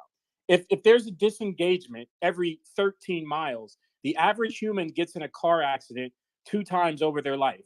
Over the average human's life, they drive 700,000 miles. That's a a safety disengagement critical disengagement once every 350,000 miles. AMCI a says it's safety critical 13. disengagement So when isn't you a say car it's safer crash. than a human, you're not being honest. In fact, I think All you're right, let's putting let's people's hear lives at risk. Gordon. Let's hear Omar's response. Yeah, so what I was saying is when the human is using FSD supervised, they tend to crash less. There's a few reasons for Based that. on what One, data? Based on what data? based on the data Tesla publishes. What data is that? Well, they publish They data, their don't vehicle publish that safety data. That's report. why when you say these things, it just really irks me because you're stating mistruths. They don't publish disengagement data. You can Google Tesla vehicle safety report for the data I'm talking about. So, the driver monitoring system, the fact that it makes more conservative driving choices, when paired with the human who's supervising it, it results in people crashing less than when they're driving themselves, Again, that's maybe a making more complete risky lie. driving That's a maneuvers. complete lie. That data is not provided. That data is not provided. So when you say that, you're just lying. Well, I would advise you to check Google. Tesla does not report disengagement data to the California DMV. No, this isn't because they're not disengagement data to the California DMV. This is Tesla's own vehicle safety report where they compare manually driven and autopilot miles in terms of the observed crash rate. Right, and that data has been thoroughly debunked for years. So for you to cite that data again is a lie. Well, so going back to your point that this is a stock pump, the 1010 event is really going to be focused on a new vehicle unveil. They're showing off some new vehicles, the Cybercab, maybe some others. And their FSD solution is obviously the most advanced on the market. It's great that anybody can go and do independent testing. Many people have done it. Most people are somewhere within, several hundred miles per intervention, which causes me to question this testing and maybe who hired them to do this testing. But, I don't dispute the results. I think he posted some No one videos. I hired think them to do the testing. They did the testing on their own, and they did it as a public service. They feel like what's being said about this technology is grossly overstating its actual utility. You would know that if you actually called them and asked them. Well, I did read their report, watch their videos.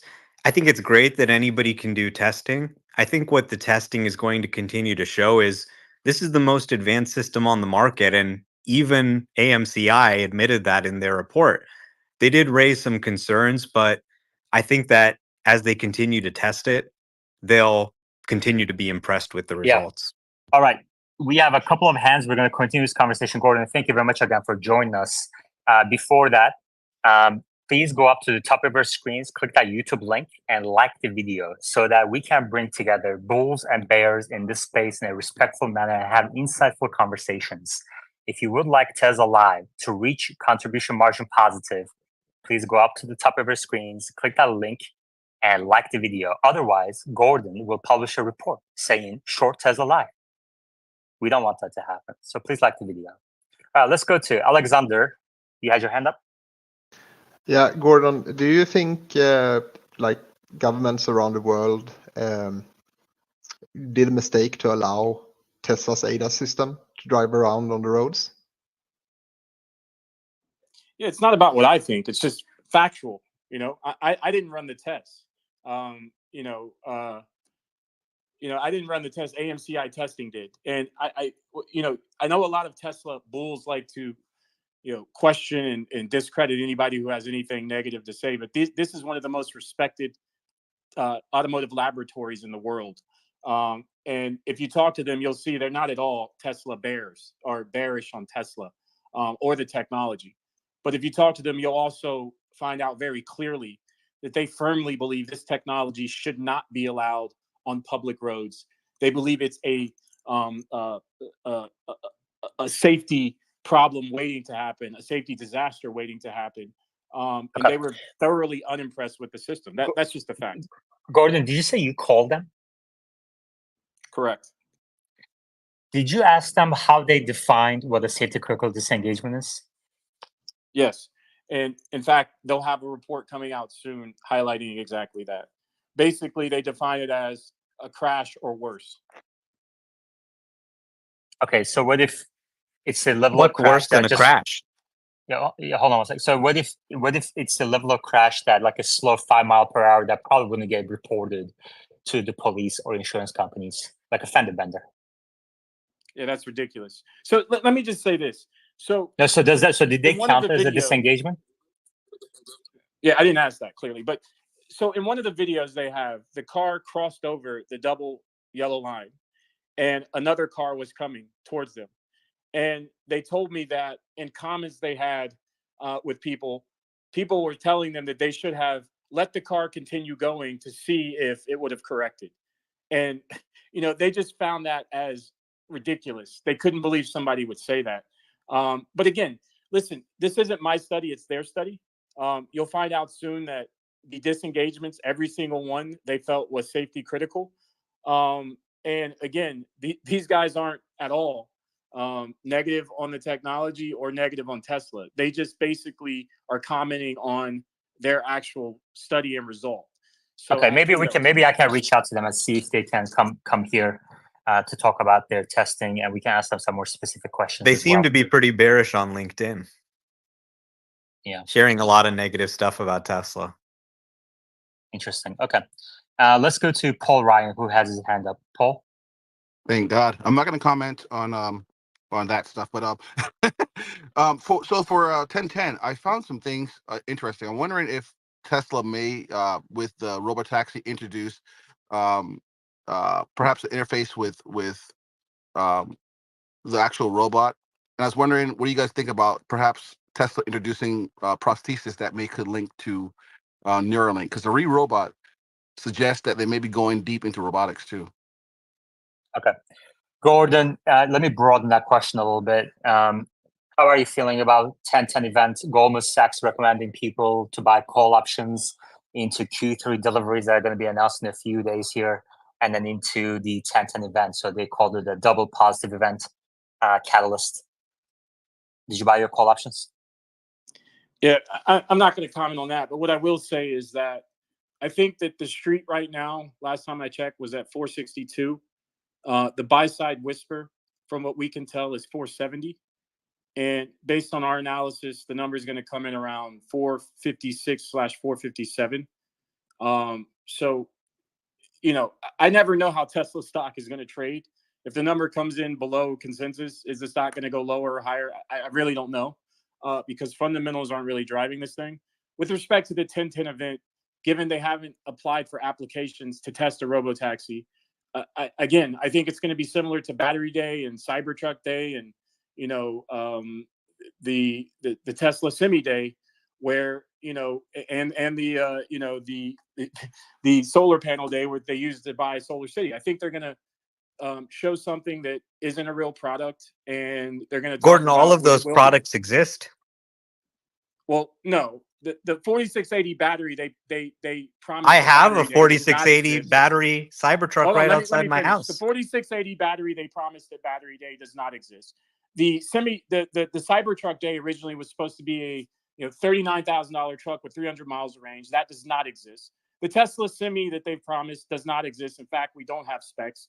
So if you tell me you're going to develop a shoe that's leather and can fly, it's going to cost $50, and you give me something that's pleather that costs $200, I'll say that shoe still doesn't exist. Horrible analogy. Have you seen the real world testing of the semis that Pepsi is using that show 500 miles of real world range? Truck. It hasn't sold in large. There's been independent third-party testing of the Tesla Semi. Yeah, but it's been used by Frito-Lay and Pepsi for a long time now. Yeah, they're building up a mass production facility. Specs. So no, the truck does not exist. No, they have actual specs out. 300, 500 mile independent third-party testing. Gordon, Omar just got the iPhone 16 Pro, so you can't compete with that sound quality. We're gonna have to do the mute hands kind of method. Alexander, you had your hand up? Yeah, I wanted to suggest the coffee bet, Gordon. If that Tesla will get 470,000 deliveries this quarter. Gordon, do you accept that coffee bet? I'm sorry, what's that? Alexander says Tesla will deliver more than 470,000 vehicles. I think you mentioned 456,000. He's challenging you to a coffee bet. Yeah, I mean, I don't know. Like, are they gonna engage in a fleet sell? I mean, how do they define a delivery? What do they define? I mean, the delivery numbers aren't really important, right? What's important is how much you're selling the cars for. No other automaker reports deliveries each quarter like Tesla does. So look, again, our analysis suggests 456, 457. Could it be below that? Yeah. Could it be above that? Sure. But when you consider that this company is valued at like the next 12 largest automakers combined, despite the fact it sells like 3% of those automakers do.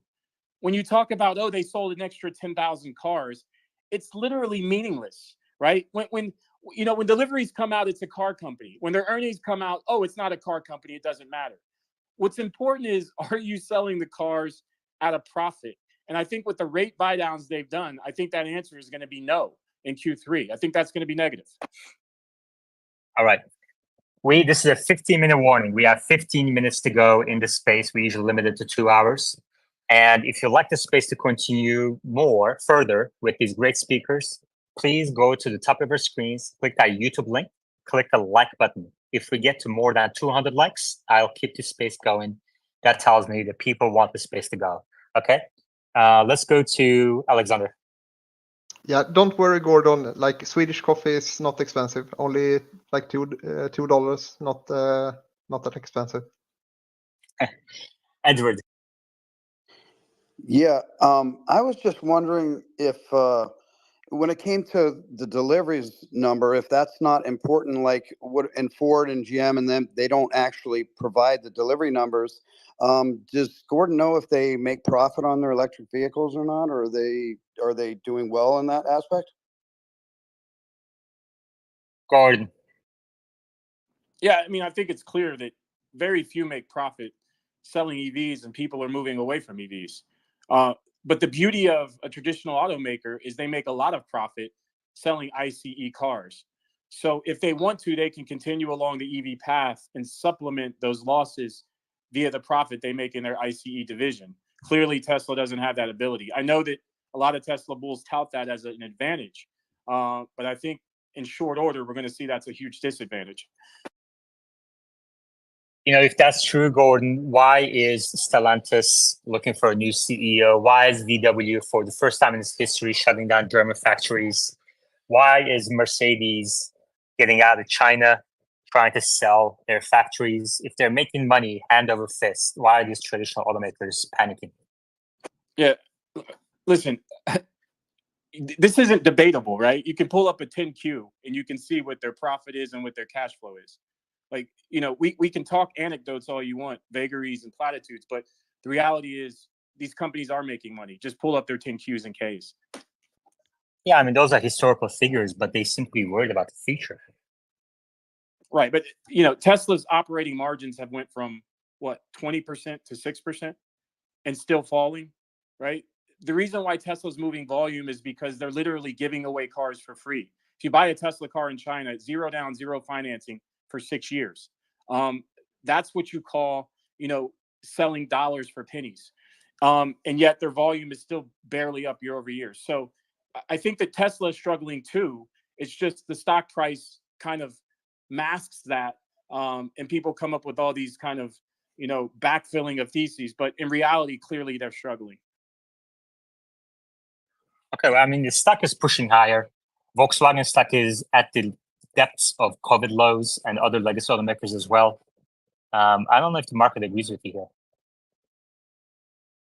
Let's go to Paul Ryan. All right, I'm gonna poke the bear a little bit here.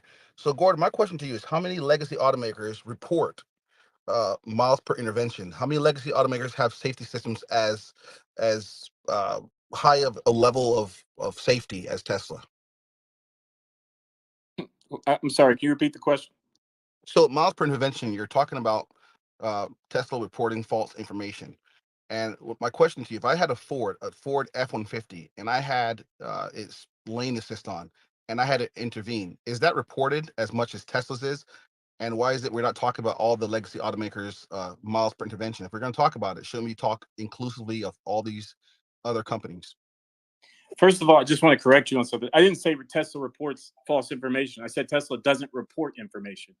So, and with respect to you saying Ford doesn't report information, that's just categorically false. So, the California DMV has data. You guys can look this up online. For December 22nd to December 23rd, the miles per intervention were reported by Zoox. It took 177.6 thousand miles. This is per disengagement, not critical. This is disengagement, which is two different things. WeRide was 21,000. Waymo 17,000. Pony AI 17,000. Apollo 5,000. Didi 4,000. Neuro 2,000. Vuron 429. Gatik 317. Nissan, Apple, Woven Planet, Ghost Autonomy, Motunnel, AMI, Qualva, Aurora, Emergy. The point is, there's tons of people that report. Here's what you need to understand, which I don't think you do. If you're level 3, you have to report your disengagement data. Tesla has kept their FSD/lane assist at level 2, so they don't have to report disengagement data. So for you to say others don't report is just categorically false. Okay. We are up to 137 likes on YouTube. If we go over 200, we'll keep this space going. Please take a moment to go up to the top of our screens and like this video. It really helps push the channel to new viewers, grow the subscribers, grow ad revenue, which helps keep this space open and free for everybody so that Gordon, Omar, Wessex, Yoda, Hustletown, Alexander, everybody can join and share their views. JC. Yeah, I mean, I think it's pretty interesting when Gordon says that Tesla's safety information is misinformation and lies when they have to, when they publish that, it has to go through their audit firm, which happens to be the largest global accounting firm in the world. Then it has to go through the SEC. I don't know if that's true. I don't know if that's true. I don't know if the safety report has to go through PwC. Yeah, well, compared to going through a bunch of journalists with a janky LinkedIn profile, I think, so okay. It's just interesting. Six. Hey, Yaman. I find it real interesting that these bears come in here like Gordon and Grant, and they call people liars. They say a lot of salacious things. But take Gordon, for example. He's unwilling to do the work to actually learn how AI works. He has a dependency on other people, and he won't actually tell us who his AI sources are. He also has a dependency on third-party sources, like he pointed out in this conversation, because he's unwilling to get into a Tesla and actually try full self-driving for himself. So I just think the whole thing's fascinating that at its foundation, the lack of effort on Gordon's part to at least understand how this stuff works, it makes it really hard for me to believe that the guy knows what he's talking about. Thank you, Yeah, Wessex. let I me. think Gordon wants. I will let you. I will give you an answer in a second, but I want to correct something. I want to give a shout out to Drew Soul, who says in YouTube live chat. Drew says Tesla may not need a permit to display and test their robotaxi on private property, aka the studio lot. So we may actually get some sort of a testing validation going on there, hopefully on 10 time Gordy, which would be a pretty big milestone. And thank you very much to those of you who liked the video. We are now jumped about 35 likes. We are now at 162, and we have record concurrent viewers on YouTube. Thank you very much. And if you're in the space, please do make it a habit to like it on YouTube. It really helps. All right, let's go to Gordon, your response. Yeah, so Holmars and a few of the commenters in here have talked about Tesla's safety tests, and here's the reality. So experts, a number of experts have said, I'm just reading from an article, that Tesla safety tests are invalid because they only include serious crashes where the airbag has deployed. And they don't show how often human drivers had to take over to avoid a collision. So for people to say Tesla safety tests are reliable, again, and are comparable to the ACMI testing tests and or the Tesla FSD tracker tests, is not only categorically wrong, but I think it's a lie, because I think you're aware that these tests have been thoroughly disproven by a number of experts. Let me ask you something. So in this space, we have thousands of people that come in every single day, same time, talk about Tesla, learn about FSD, actually smart someone. And now on YouTube as well, we're getting up to about 1,000 views a day. And I get daily stories of how FSD saved their life. They tell me, like, even just right now in YouTube live chat, Alan says there was a car crash. FSD saved me the other day from a red light running idiot. What do you say to those people? What do you say to those people who are benefiting from the software, saving their lives? Those are anecdotes and platitudes. I can say I saved my own life by not running a red light. I'm talking about actual tests done by professionals, not anecdotes from people in a Twitter chat room. Or on a LinkedIn profile. Or Well, I think Gordon is conflating two different things here. So obviously, this is a supervised ADAS system. It is going to have interventions, but every time someone intervenes, that doesn't mean they crashed. By definition, an intervention is potentially preventing a crash. So people can crash less often when they're using it. There may be a number of interventions, but it's often useful to have a system, even if it can't do everything. We have systems like cruise control and traffic aware cruise control. They don't always do the perfect thing, but they're an aid for drivers. And this is an aid for drivers as well. There are people who are alive today, people who, for example, fell asleep behind the wheel. And because of this system, it beeped at them and woke them up. It kept them within the lanes. It has its flaws. You're right. And anyone can go test it themselves and see how it does. I think most people would be pretty impressed. But having something is often the difference between life and death. So having something, having the best system we can get out there and updating it constantly, it's absolutely the right thing to do. Even though it's not perfect, with an attentive human, and it's got a great driver monitoring system, making sure the user's paying attention, they're not looking at their phone. That alone makes it a lot safer than your average manual driver who's on their phone. Yeah, so the professionals, again, at AMCI Testing, who have been in business for 40 years and are contracted to test automotive systems, thoroughly disagree with everything you just said, Holmars. They live in California. He told me that he often drives and he sees people in Tesla cars without their hands on the wheel.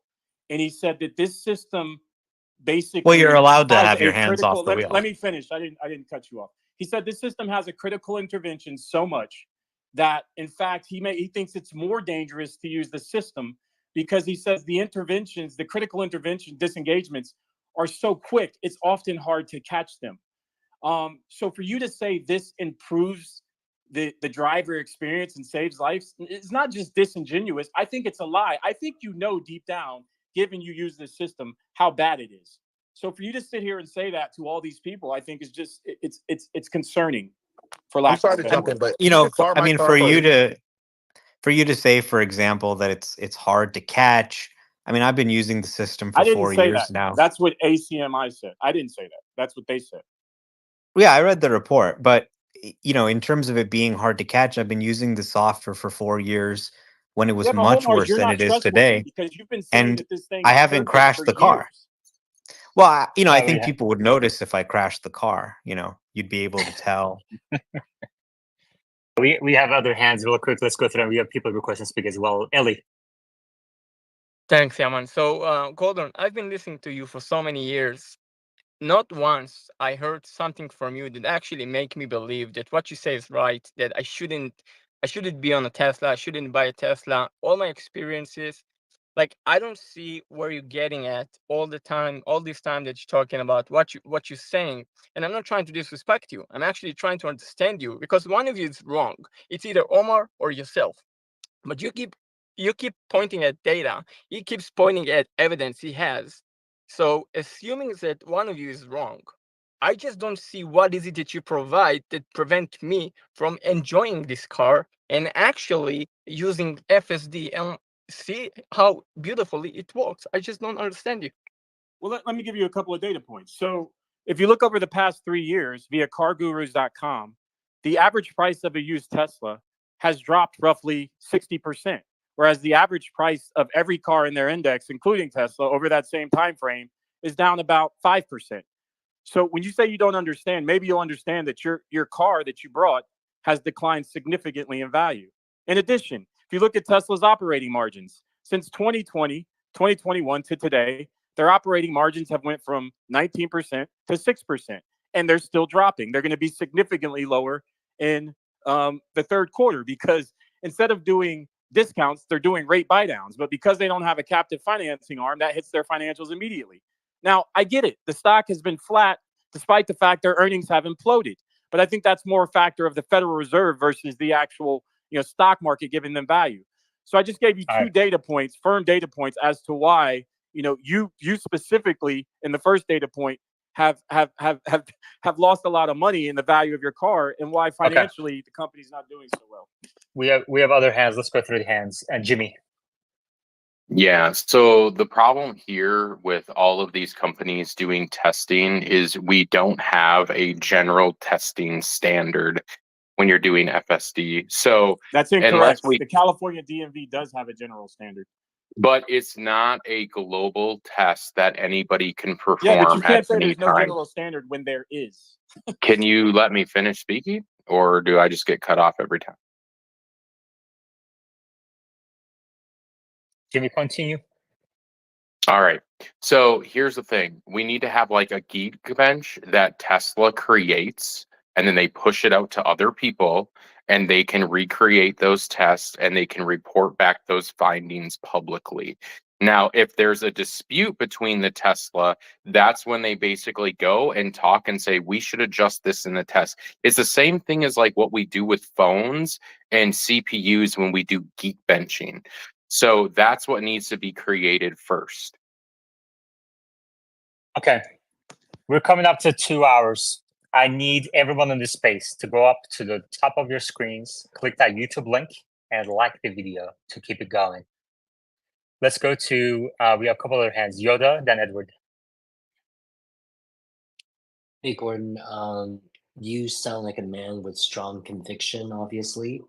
But, talk is cheap. What are you doing in terms of your stock position leading up to 1010? Before that, Edward.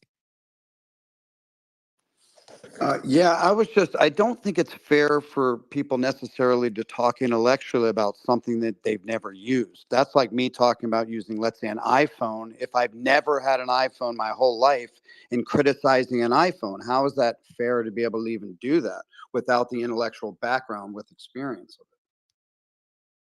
Okay, Gordon, would you like to answer Yoda's question, which is how are you positioning up to the 10-10 event? Goldman Sachs recommended people to buy call options. Are you recommending shorting the stock? Yeah, we published yesterday, and we recommended shorting the stock. I do believe that there's a trade in the market that is you want to be long this thing into Robotaxi Day, and then you sell out, either on the day or right ahead of it. But those trades typically don't work out well. So we think as you approach the day, you want to be selling the stock. Gordon says sell the news. Yoda? Oh, Gordon, would you follow your own prescription and maybe share with us what happens after 1010? I'm happy to share with you guys my views post 1010. But as I've stated in this room many times, I don't discuss my personal investments. Okay, let's go to Omar, who had his hand up. I think this testing has some truth to it. They posted videos, they showed it. But what Gordon and so many and others are missing is that it doesn't matter.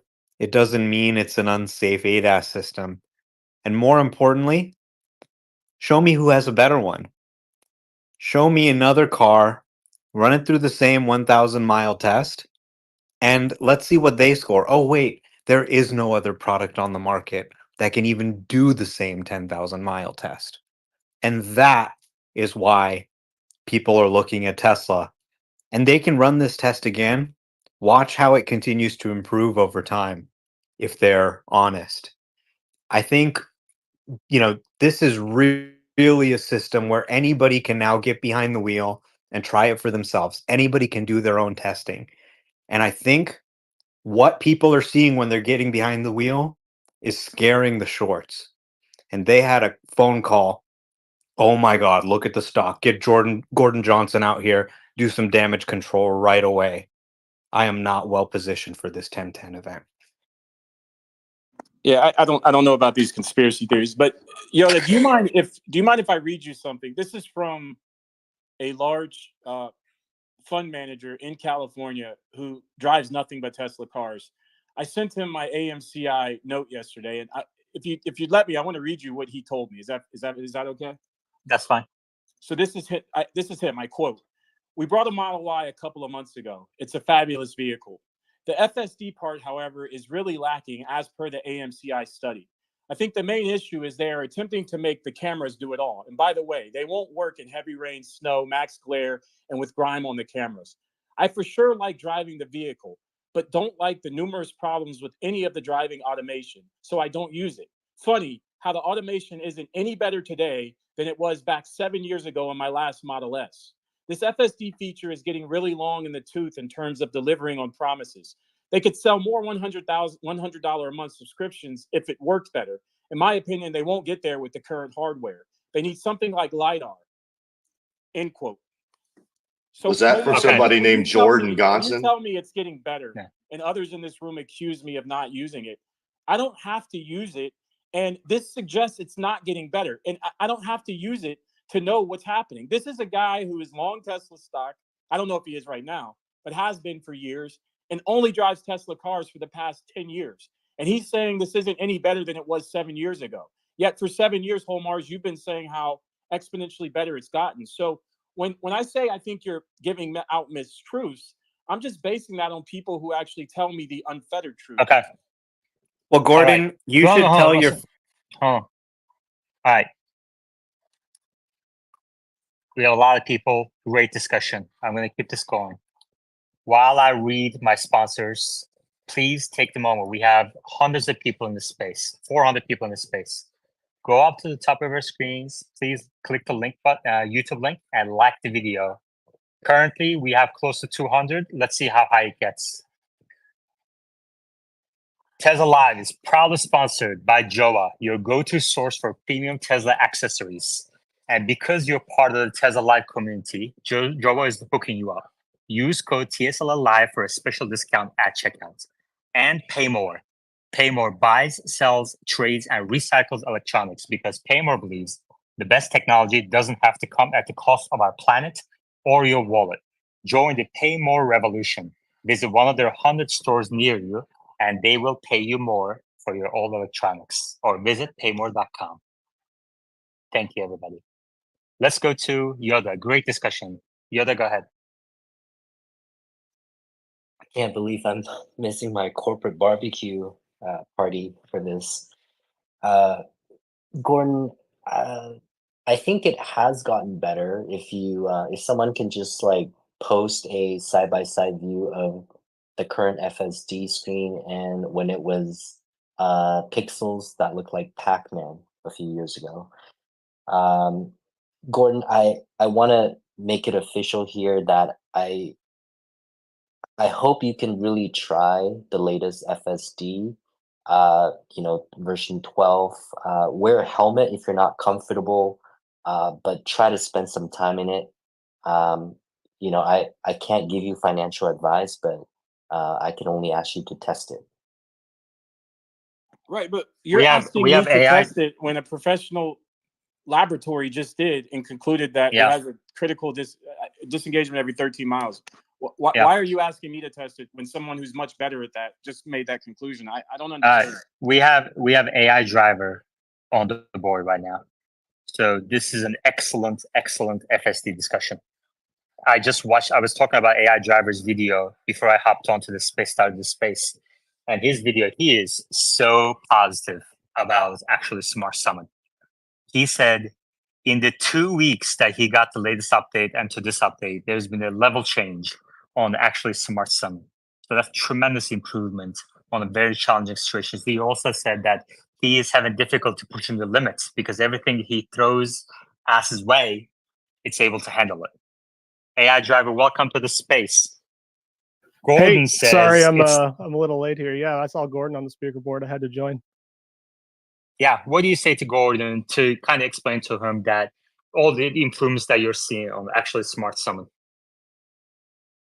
Yeah, I would say the system is definitely not perfect yet. I saw the report that he sent, but I think it is good enough to where they're confidently sending the cars driverlessly through parking lots where there's pedestrians around, and generally nobody even knows the car is driving itself because it's doing it so naturally. And I would say that it does so way safer than the average human drives through a parking lot. I get scared sometimes as a pedestrian the way people drive around, and full self-driving, not having an ego goes a long way to safely do that. Omar. Yeah, I would just say for Gordon he should tell his friend who doesn't use the FSD features to give the latest one a try. To say that it hasn't improved in 7 years, 7 years ago in 2017, they were just releasing their first version of autopilot that could only keep lanes on the highway, and it was limited to a speed of only 50 miles an hour at first. The system now can come to you driverlessly in parking lots with shocking reliability. It can drive for hours without intervention. You don't have to even touch the wheel. You just sit there and it doesn't do a thing. To say it hasn't gotten better in 7 years is just a ridiculous statement. Any questions for AI driver, please request to speak. We don't get him often. He's an excellent FSD tester, extremely informative videos, not just in the Tesla community, but I think across YouTube. So any questions for AI driver, please request to speak. Yoda? Yeah, Gordon, I think you had a good point there about what's the difference, if a professional is showing you the results, why do you have to try it yourself? I mean, we can read, we can see how good you know, can I say the word, that is, but sometimes you just gotta try it to really know how good something is.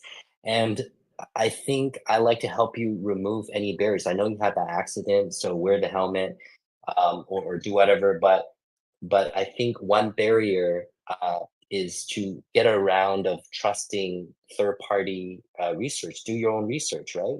And so I really encourage you to take the leap and try 12.5 yourself. Alexander.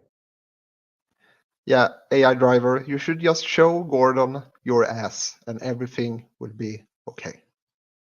AI driver, can we get Gordon Johnson to ride with you or test the actual smart summon?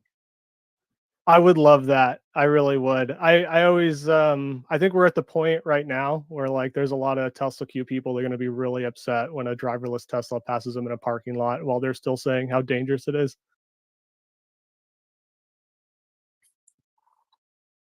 Gordon, you know, it used to be that only a few people were very positive about development of FSD and pace of progress. But nowadays, like I said, I speak to thousands of people every single day, X and also now on YouTube as well. And uniformly, they're extremely impressed by actually smart summon and FSD as well. It seems to me that nag-free steering, nag-free FSD is a game changer, is what I hear from people time and time again. Gordon, a few months ago, we talked about, a few months ago, here's the question. A few months ago, we talked about take rates. Do you think take rate of FSD is going to increase in the coming months? And if that happens, are you willing to be more positive on Tesla stock? Yeah, so just real quick on smart summon, two things. Number one, there's a video from September 25th where a gentleman has smart summoned his car in a parking lot and it wrecks into the side of a pole, scratches his car, and Tesla won't fix it because there was no one behind the wheel. So for you guys to say it's smarter than a human being, I don't know any human being that would scrape their car into the side of a pole pulling out of a parking lot. Number one. Number two, I think it was, 2017, where Elon Musk said next year you'll be able to smart summon a car across country. And you guys are still talking about smart summoning a car across a parking lot. I mean, the failures here and the gap in reality versus what was promised is so exponentially high, and yet it seems like you guys are congratulating for success. It's just mind-boggling. So I don't know if that answers your question. If we see FSD take rates rising in the coming months, are you willing to turn positive on the stock? Oh, sorry. Yeah, that's a good one. So I think it was what's the website? I forget the name of the website, but I think the FSD take rates were around like 2% and declining. I don't know if that number's right, but it was somewhere in the low single percentages and declining. So the FSD take rates have been abysmal. If they start to increase, is that a positive? Yeah, of course. But that's been more than more than priced in. This is a company valued at what, 100 times earnings, when auto companies typically trade at 6 times. So as of right now, the market is assuming not only do FSD take rates improve, but they go up to like 100% at 50% margins. That's what's priced into this stock. So, if it goes from 2% to 4%, that's just not a game changer given the way the stock is valued. Seeing what on 1010 would change your mind and you'd become more positive on the company? There's nothing. I shouldn't say there's nothing, but I think it's. Listen, Tesla did when they acquired Solar City, right? That's the last time they did one of these Tesla days on the set of a Hollywood studio. It was on the set of Desperate Housewives. They showed a fake BIPV solar panel. That panel has never been made. It never reached fruition. It was effectively a lie, right? They used a lie to convince. My neighbor Tesla has one on their house. No. That panel has never been manufactured. The one they showed at Solar City Day, I'll call it. So my neighbor literally has one on their house. Listen, again, you can say whatever you want. I think that's Holmar's comment. You can say whatever you want, but that panel has never been manufactured. Did they make a different Then how panel? is it on their house? It's not. That panel has never been manufactured. So anyways, so they did that. They did the 4680 battery day where all the promises, pretty much 90% of the promises they've made, none of them have come to fruition. They told you they were going to have a $39,000 Cybertruck that cost what, 50, they had 300 miles. That doesn't exist, right? So when you say what will change my mind, them actually achieving something, right? Again, I don't want to keep harboring on this test, but you have this test, but you also have the fact they haven't applied for an application to test a robotaxi. So whatever they show is going to be for show. based on the facts. So when they actually apply for an application, when their interventions per mile actually go up into the 20,000 range, that's when I'll be impressed. Until then, I think it's just for show. Gordon, you mentioned, just to kind of correct one quick correction, you mentioned Tesla promised a Cybertruck $39,000 that goes 300 miles. That is not correct. That was a standard version that was going to go 250 miles. What do you mean that's not correct? At Cybertruck Day initially, they said the No, Cybertruck was going to cost you said 39. I know, but you said 300 miles. That's not what they said. If you look up this slide That's again, 100% what they said. I'll post no, it to Twitter. they said nope.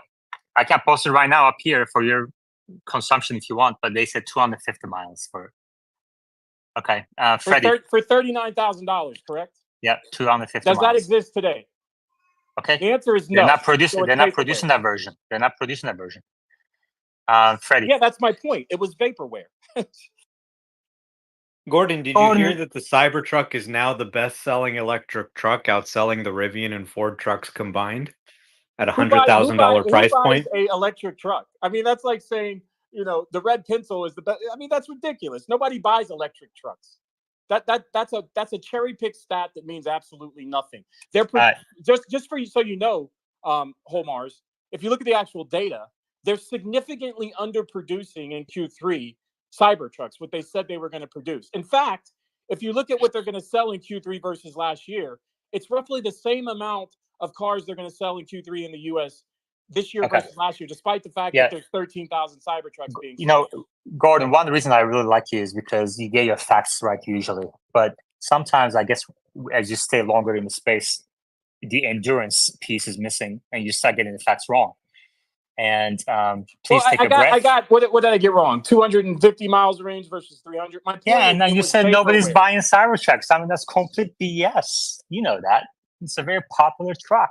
We have a bunch of owners. We have a bunch of owners. We have multiple owners on the speaker board. GM and Ford sell millions of pickup trucks annually. Tesla's selling like 13,000. That's also not correct. For you to say that's a popular truck is ridiculous. You're making one factual mistake, one false mistake, another. Oh my gosh, I'm losing it. All right, if you want the space to continue and for me to be able to afford therapy after this space, please go up to the top of your screens, click into the YouTube channel, and like that video. Let's go to Freddie. So I wanted to chime in on the Yipit data. That was the website that Gordon referenced earlier, having a 1 to 2% take rate.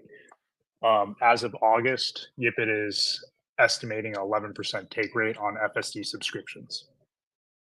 In the US? Wow, a 5x increase. Yep. As of when, you said? That's why Gordon's here. Mid-August. JC, you got to stay on mute, please. Freddie, go ahead. Hold on, I just want to correct that. This is the problem with these spaces. People can tell lies. Just go to google.com, put in Yipit take rates, and you'll see that as of May 15, 2024, Yipit credit card data shows take rates at 2% for FSD. So when you say 11%, that's just incorrect. Gordon, your information is out of date. I subscribe. I have a subscription to the data. It's like $10,000 a month, but I'm friends with the founder. So they just trust me. Thesis. So the number went from 2% to 11% in a month, and you don't have anything to prove that other than just trust me. Respectfully, I'll wait until Yipit actually publishes that data. 10% is a big deal.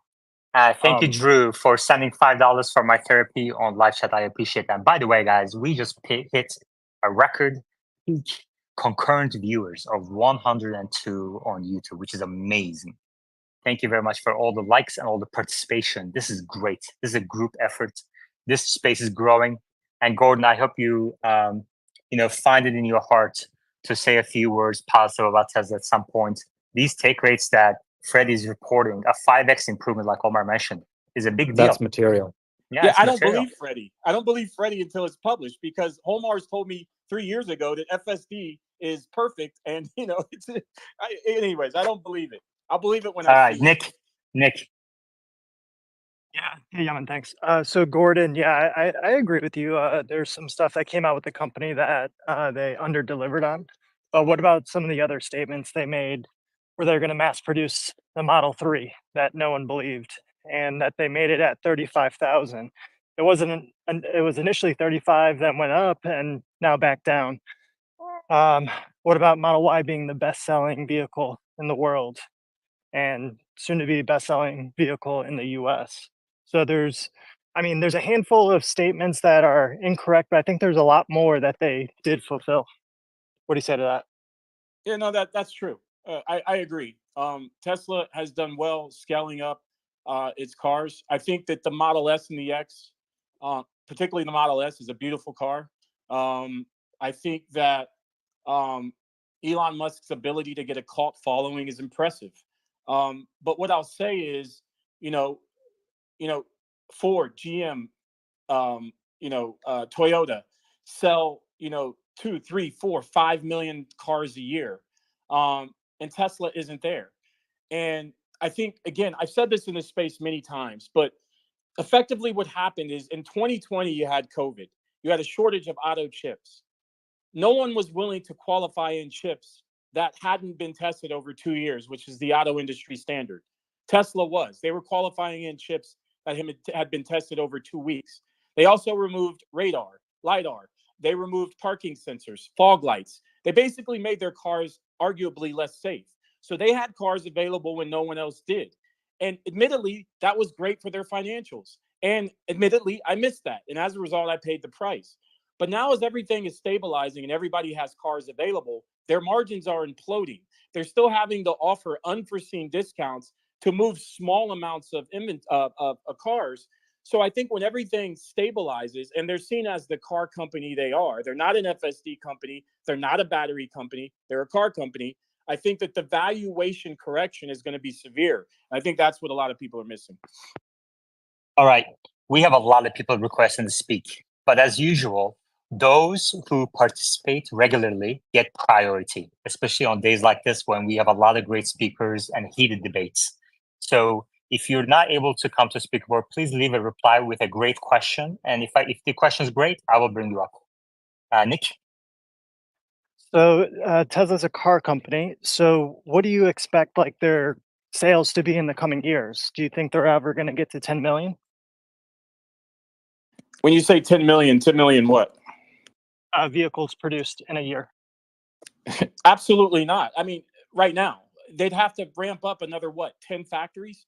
And while they've, we've heard about all these gigafactories, right? Giga Mexico was supposed to be up and running. They killed that, right? I mean, this isn't like my view. It's just basic understanding of math and manufacturing. For them to get to 10 million cars a year, they need to build like another 10 to 12 factories, and none of those are in the works. So as of right now, the answer is no. Paul Ryan. So I'm not up my numbers, but I believe that China is putting out 1 million right now. But I wanted to say something.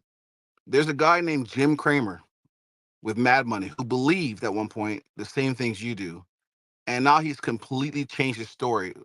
Do you think that you could possibly be wrong on the narrative of Tesla? Yeah, there's always the potential for someone to be wrong in trying to predict the future. There's no doubt about that. But I think that, 3 years ago, I said that Tesla was last in FSD and would always be last until they did LiDAR and radar. I think that's proven correct. 3 years ago, I said that their margins were going to implode as everybody got parts. That's happened. So I can't say that I'm going to be 100% right on the future because I'm not clairvoyant. No one is.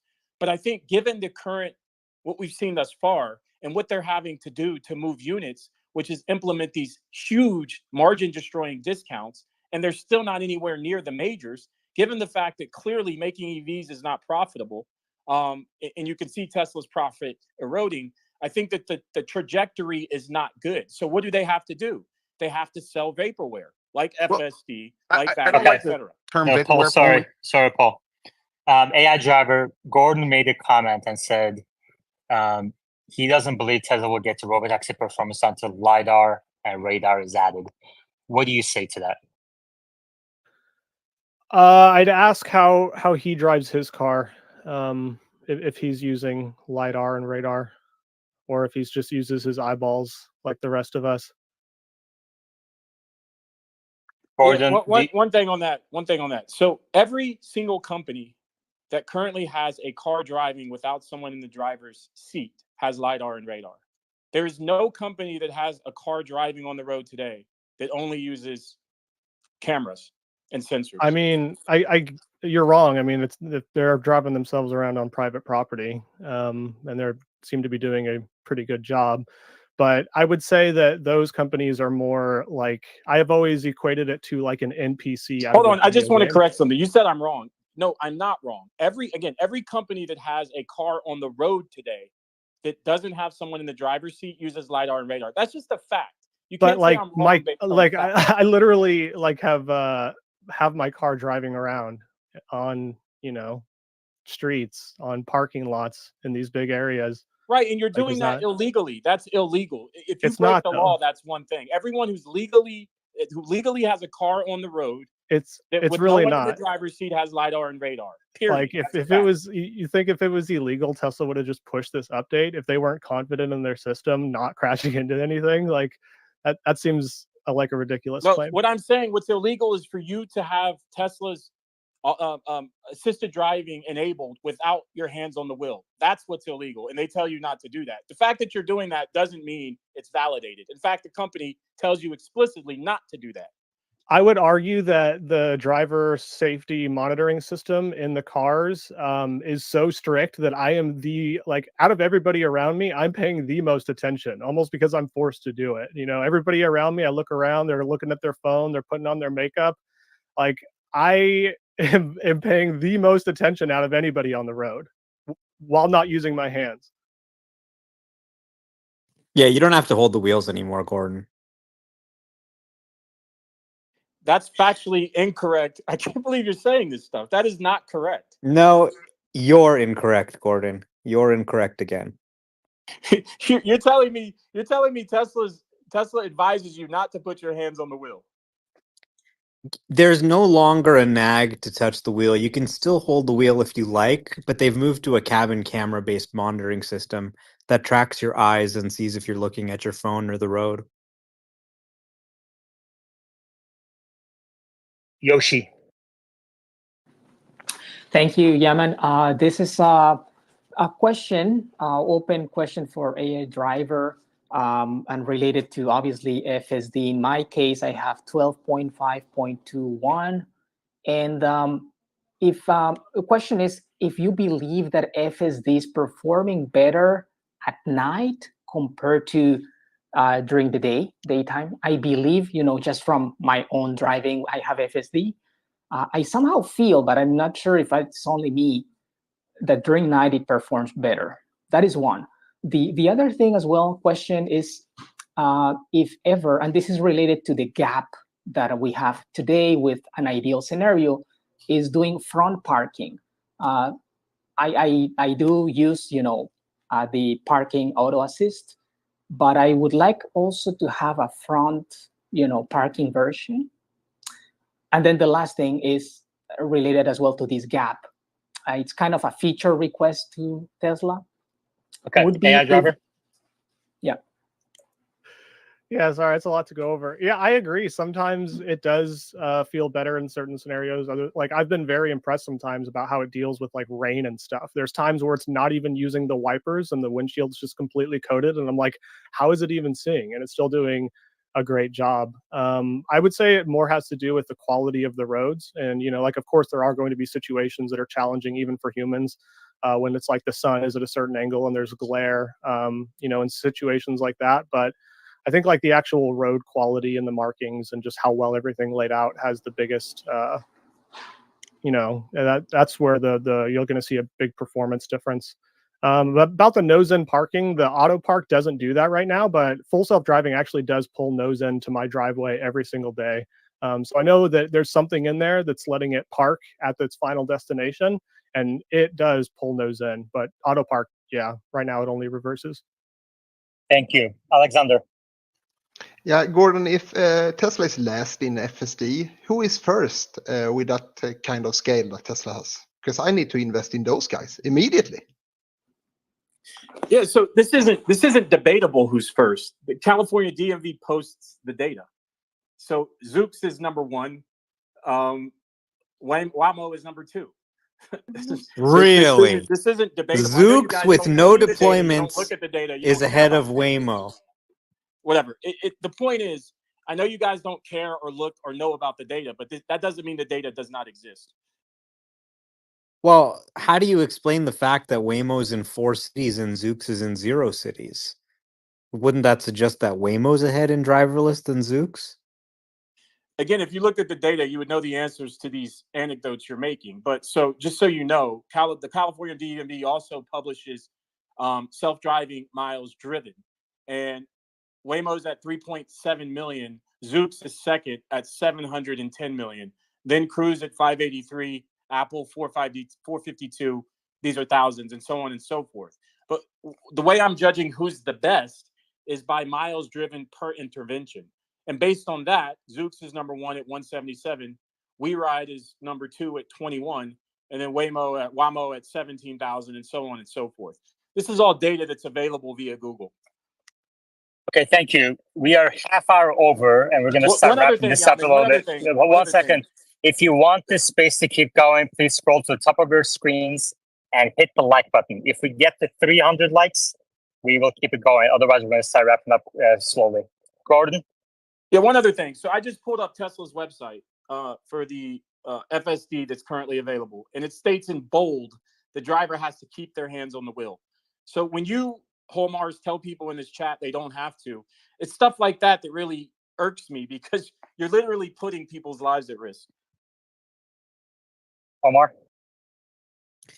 Well, they may recommend putting your hands on the wheel, but they've now moved to a cabin camera-based They driver don't monitoring recommend it. They system. say you in bold, you have to keep your hands on the wheel. It's not a recommendation. Check out the video I've got pinned. You can see the car driving. I don't touch the wheel. That's the experience that's available to everybody. But again, I catch you in a lie, and you don't admit it. You just keep talking around the lie that you just told. I mean, this is a relatively recent addition. They're just now rolling out this hands-free system. So they may not have updated all the text on the website, but they are moving to the cabin camera and So again, just camera-based believe eye me, even tracking though it's not true, rather just than believe the me, please. steering wheel nag. We have other hands. Mishka? I would like to read a release note, say about visual-based attention monitoring. When full self-driving is enabled, the driver monitoring system primarily relies on the cabin camera to determine the driver attentiveness. Cabin camera must not be covered and basically has to have clear visibility of the arms and so on. And I'm just more or less like browsing through that.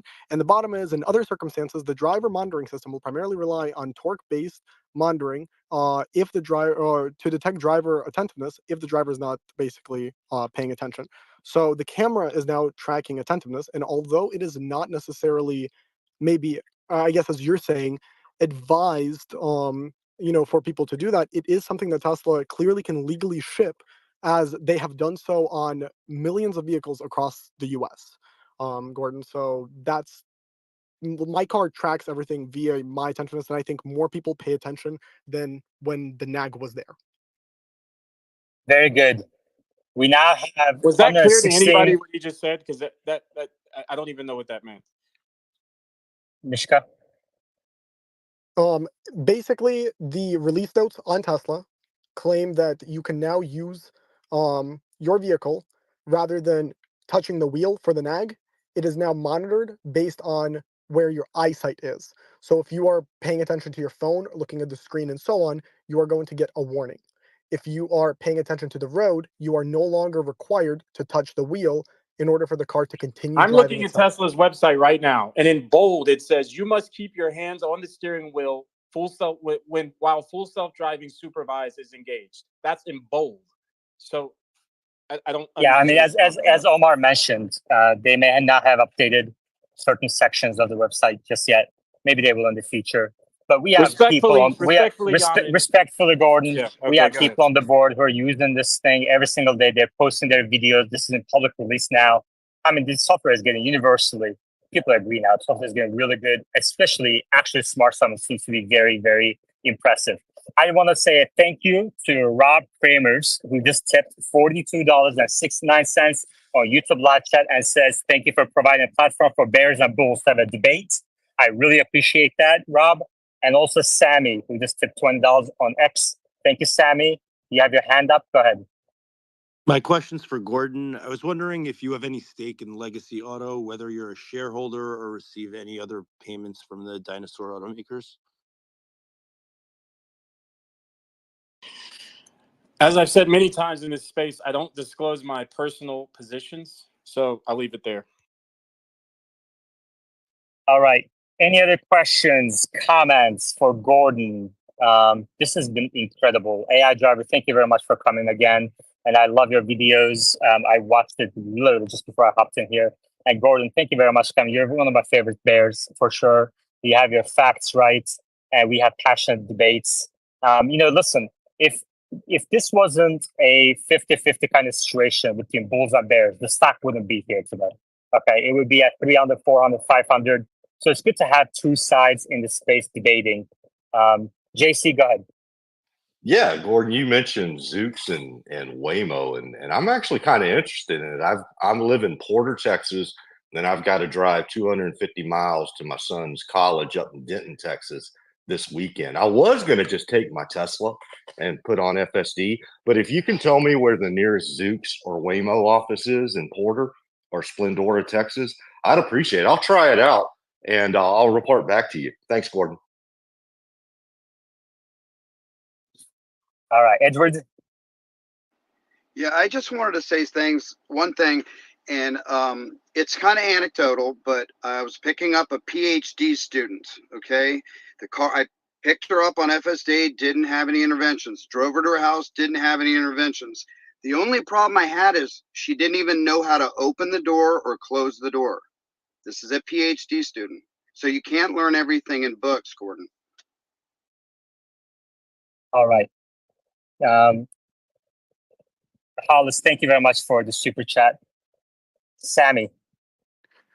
Gordon, I was wondering if there's a certain amount of vehicles sold per year or share price or robo-taxi milestone, which will make you come out and say you were wrong about Tesla and that you changed your mind and you're now a shareholder.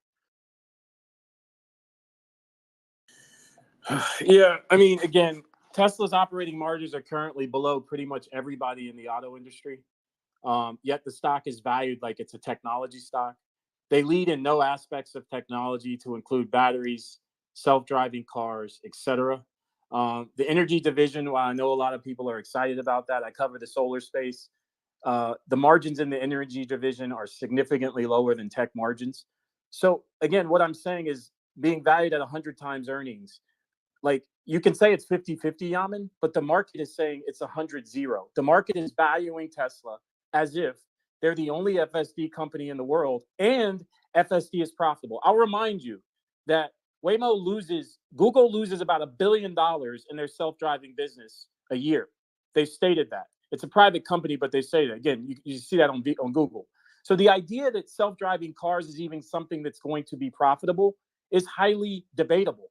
I just think that when you say what would make me positive, if they started to show margins, profitability, and growth that tech companies show, because that's what they're being valued at. And currently their growth is declining. Currently their margins are imploding, and they're continuing to offer discounts to move units. Okay, we're going to wrap this up. Omar, actually, hold on. AI Driver and then Omar for the final word. Yeah, I just want to say, you hinted at all the self-driving companies using LiDAR and radar and all these other sensors. That is part of the reason why they are losing billions of dollars is these over-reliance on these sensors. It's, when you drive around with your eyeballs and, your neural network, your brain, that seems like to fit on roads with humans, that's the best approach rather than using all these other kind of crazy sensors. And I would also argue you keep saying like Tesla is not a tech company, but the entire reason they were so well positioned in the chip shortage is because they developed everything in house when other auto manufacturers can't. They have to get everything from suppliers. All right, Gordon and then Omar. Yeah, first of all, that comment is so ridiculous. I can't even believe it was stated. They didn't make chips in-house. They were qualifying in chips that they hadn't tested. Those weren't Tesla chips. So that's just factually incorrect. I forgot even what I was going to say, how ridiculous that statement was. All right, Omar, bring us in. So we have hundreds of people in this space who use FSD every day.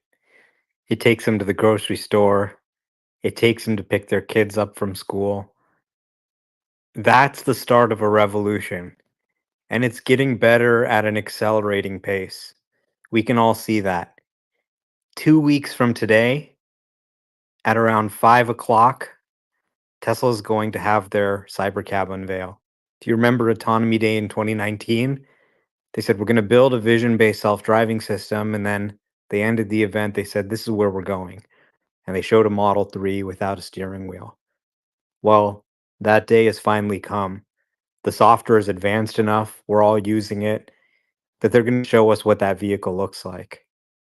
So it's going to be a truly historic day, and I think there's going to be a lot to talk about. You can be bullish, you can be bearish.